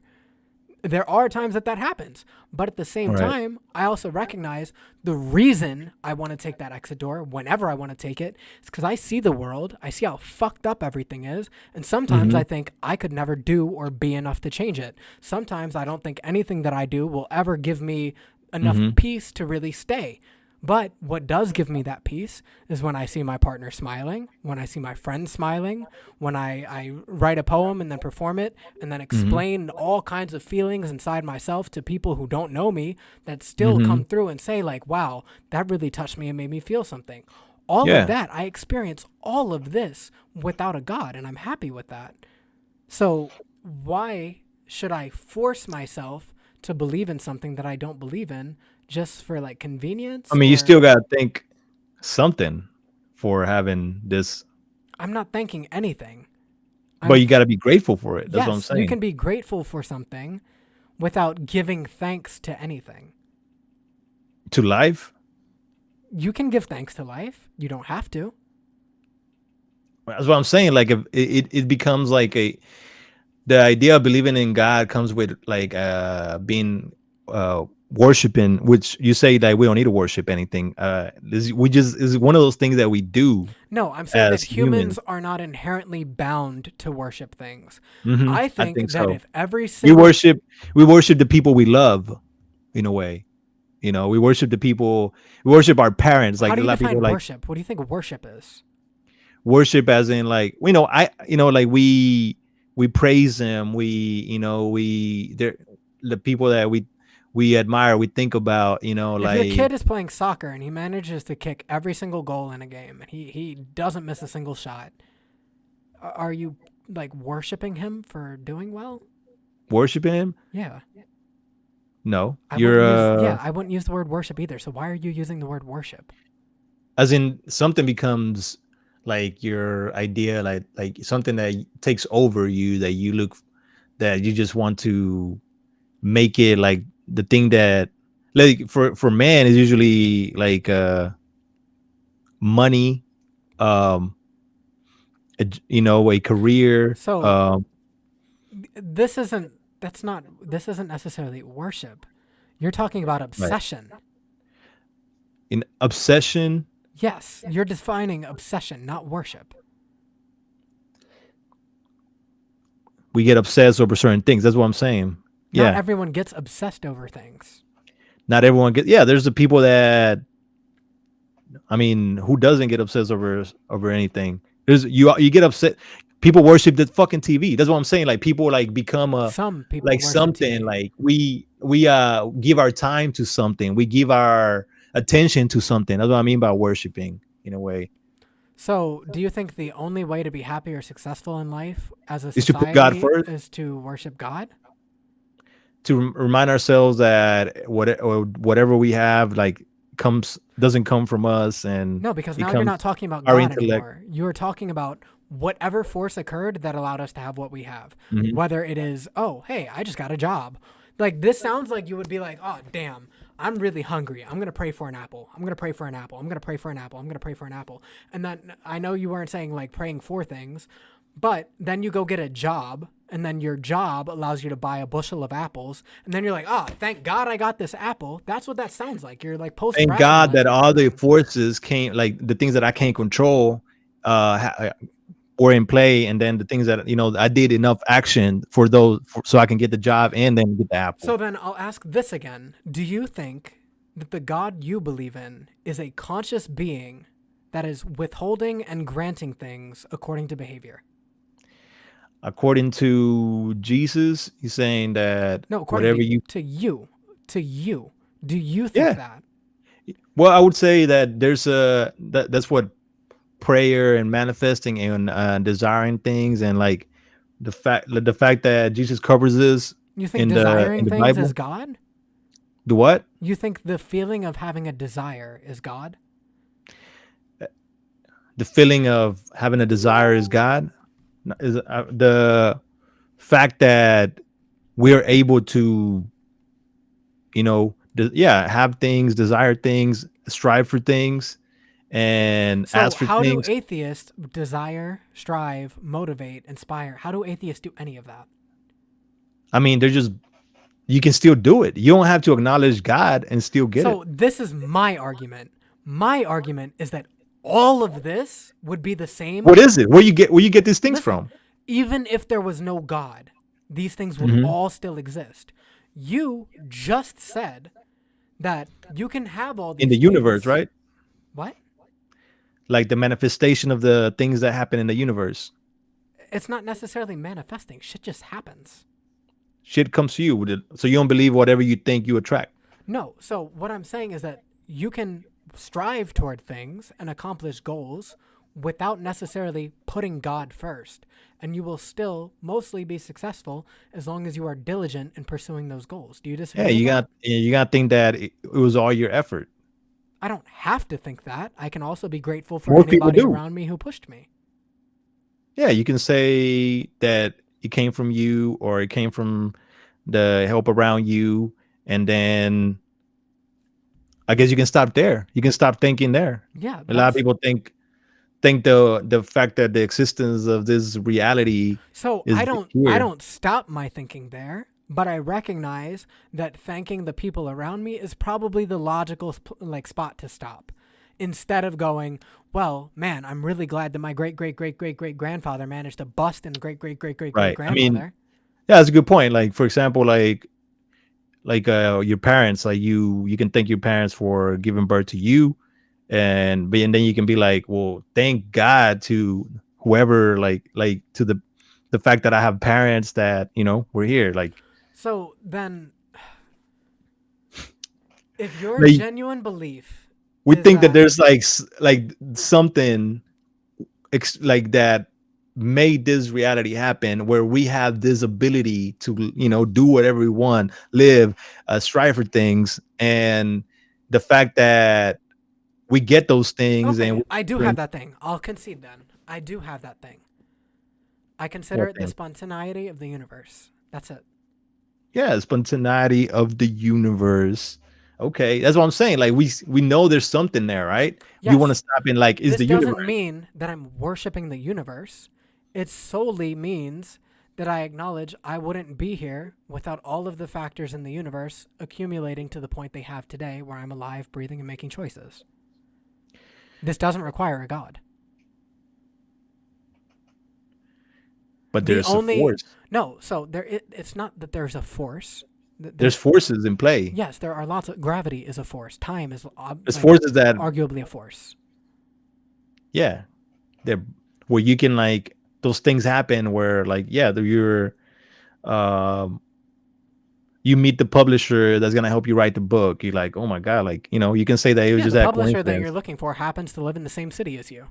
Okay. or you just happen to go to an event and then, like at the right time you meet the right person. Yeah, and I You're bet like, if you go into a room full of millionaires, you start hanging out with a lot of millionaires, you'll probably get lucky and end up becoming a millionaire if you spend enough time with them. That's just logic.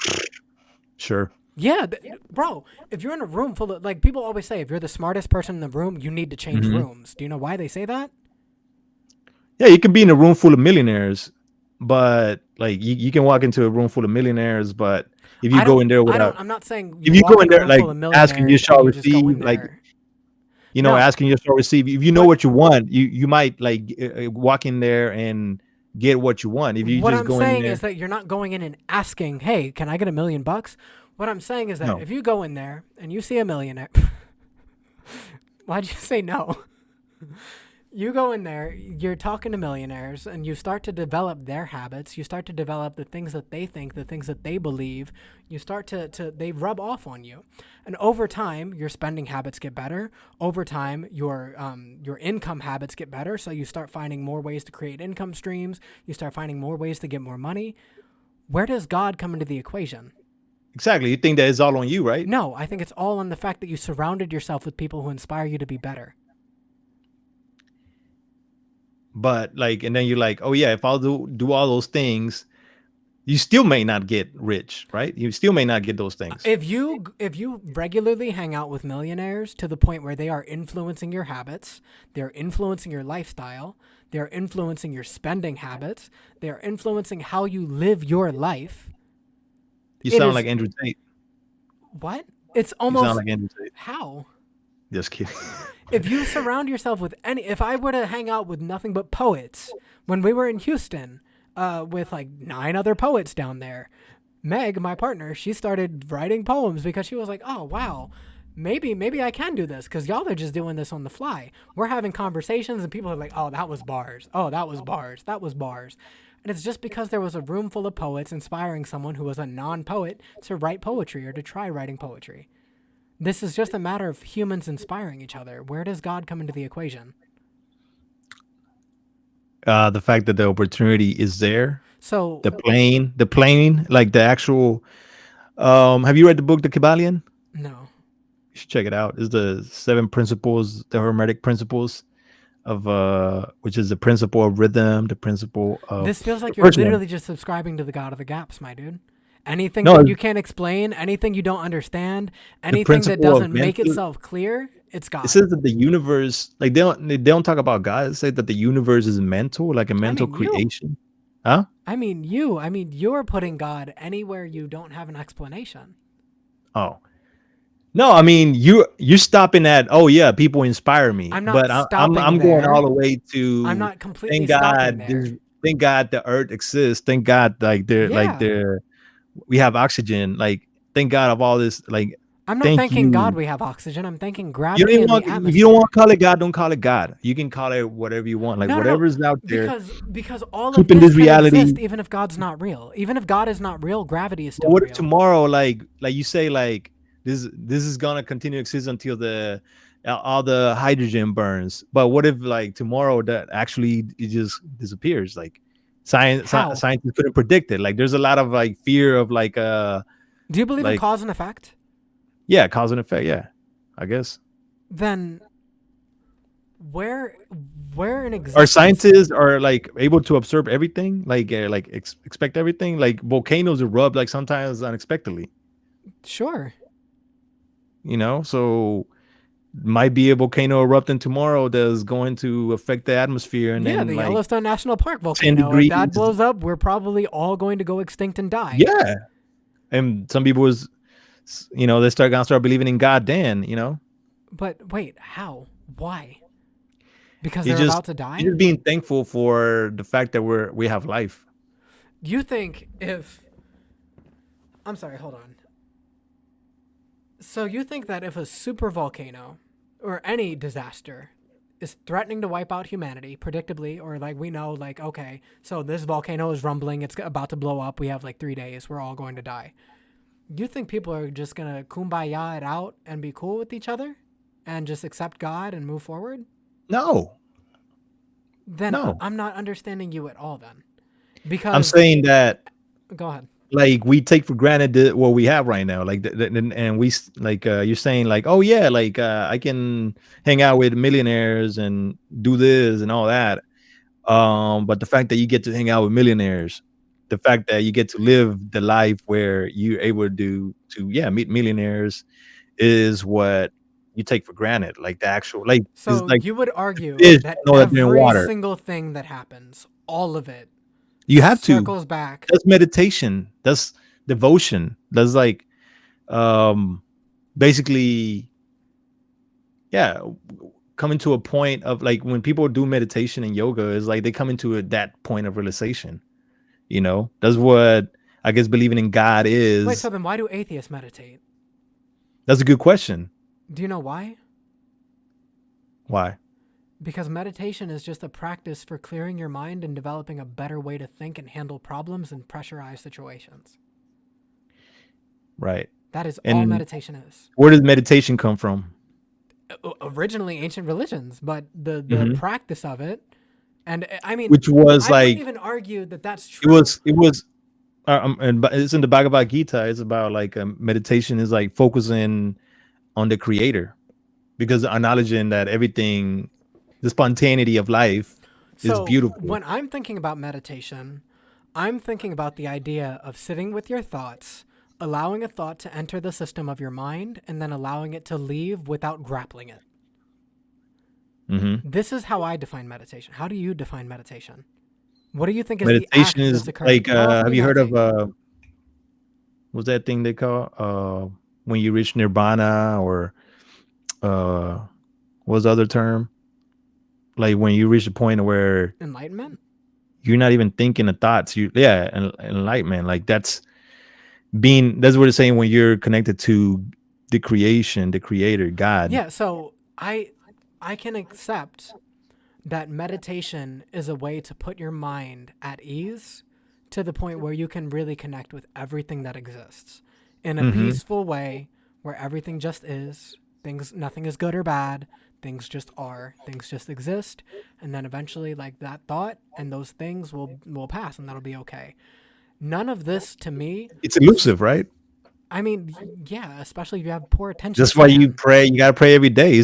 Praying is similar to meditation. I think prayer is a form of meditation in that you're allowing yourself to connect with some deeper thoughts. But I think to Hmm. assume that anybody who is praying can just connect, like I don't think most people think, okay, well, prayer is just a way for me to connect with God and feel God. I think a lot of people use prayer as a tool to alter their life or their life direction. I mean, a lot of people pray wrong as well. Like they're actually asking for things, just So if wanting I have things. everything that I've accomplished without praying, why would I start now? I mean, no one has everything that they want. I don't Sure. think you. Oh snap! Oh My no. camera just Rip, is losing battery. rip, What? rip. Rest in peace, the battery, dude. I gotta change. But yeah, we talked for over 3 hours. Hey, For about to be look, three we hours. are at 10 o'clock. I think it's pretty much a good time to wrap. So if you want to do like a final closing statement, I'll let you do that, and then I'll do one, and we'll get out of here. Yeah, I would say that God is. Oh my God, It's okay, that. just let it go. My boy's gonna be blinky for a while. Y'all don't mind? So, I would say So I that prayed for a better you. camera battery. I don't know. You're funny.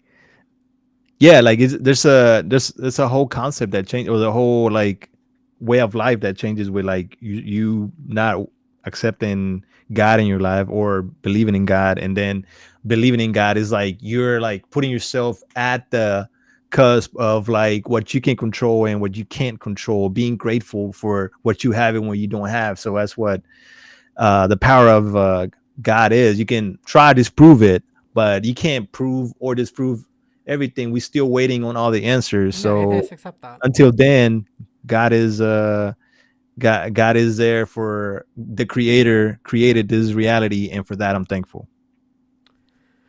All right. And I try to get close to that. When I pray, I try to get there. It's like almost like nirvana. Like am I like you're just so, you know, just it takes you to a different, like, you know, beyond out of body experience at times. Just the reminder that it can all disappear, it can all be taken away. This is what, you know, worshiping God is. All right. Is Go that the ahead. end of your statement? Are you finished? Yeah, go ahead. Okay. Hold on. Talk about the godless life. Okay. In conclusion, my argument here is that anything that can be explained by using God, or anything you have to explain by using God, Oh, you can see my bed. That's a mess. how are you Never gonna mind. fix it now? Did you fix it? No, I was gonna put my webcam Oh, on right. my computer. So if you have to fall back onto God as your explanation for why everything happens, why everything exists, why all of existence has come into fruition, and then why every single thing down to like little Tyke getting like cancer or Jerome winning the fucking Super Bowl, if you attribute all of these things to God, at that point I think you're attaching an explanation that doesn't have to be there, because there is no imperative for everything to come from one single source. There's no imperative that every single thing is the result of one single reaction. There The is thing no is, Hold I'm on, sorry. my guy. You gonna interrupt my closing statement. Go ahead. Unbelievable. Go ahead. There is no real necessity for a God to exist to explain anything at all. Everything that exists, everything that you can see, touch, feel, experience, you can do all of that without ever believing in a God, without ever knowing of a God existing. There are entire societies that have lived and died without experiencing or believing in Christianity specifically, or any of the Abrahamic religions. So this idea that we have to acknowledge, accept, and be thankful to God, it's I hate to say it's baloney, but it just sounds like baloney to me, because it doesn't follow anything. It doesn't follow logically. It doesn't make any actual sense when you consider, okay, well, if God was absent, everything would still be the same. Yeah. If you refuse to even consider that argument, you have to think, what would change my mind? And if you say nothing would change my mind on this matter, then you're already stuck. You're just stuck. I'll let you reply I to that, mean, and then we'll go. we try to trace everything back to one point, which is crazy. The one source, which is the Big Bang theory, right? So why can't we believe in one This God? is this is the only demonstrable thing that we believe in, and we think that there's more beyond it. We think there might be more before it. We just don't One claim. source, right? We no, But we just don't we claim came to from a know. God. We came from one point. To finalize, we don't claim to know. That's it. We leave the question open because we would rather not presume an answer that's bullshit. The power of faith. Don't forget You about can that. have the power of faith, but the power of evidence You is can move way stronger. mountains if you practice. If you have enough faith and no doubt in your mind. All right, man. Where can we follow you?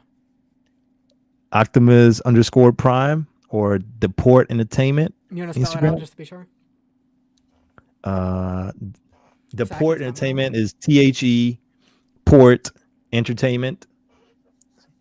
That's where I get. That's my main page for podcasting and all that stuff. And your IG again, just to be sure. Yeah, Optimus is OCTAMUS_Prime PRIME. All right, y'all are watching this probably on my channel, if not his like YouTube channel after he uploads it. My name's Kendall Simmons, aka Afromortis. It's AFROMORTIS. That's on, Hey man, thank you for having me. absolutely. It's Sorry. on all platforms: Instagram, Twitch, all that. Y'all have a good night. I'm probably gonna stick around for a little bit to talk shit about this guy, but yeah, man. All right. No problem, man. Nah, I could have done better. It's a long one, but hey, I'm glad we had this conversation. Absolutely, man. Take care. Stay safe. All right, take care. Fuck me. Jesus Christ, I hate these discussions so much.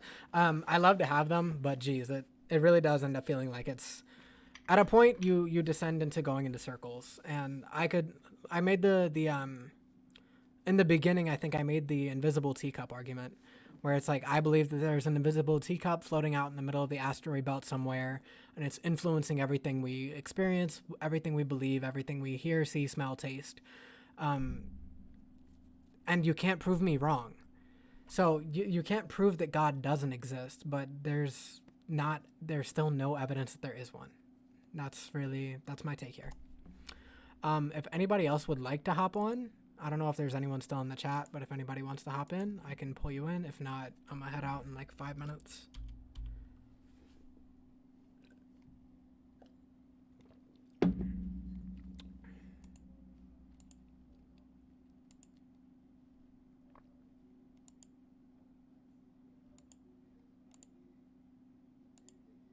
Damn.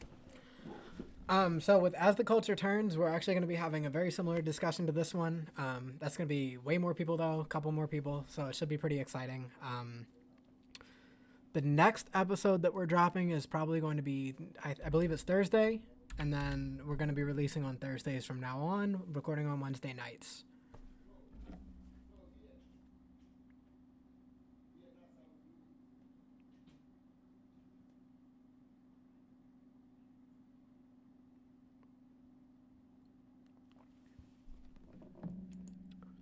All right. It looks like we're good on anybody popping in for a little bit. So if you're watching this in post or if you're watching it now, thank you for watching. Have a good night. Stay safe. Much love.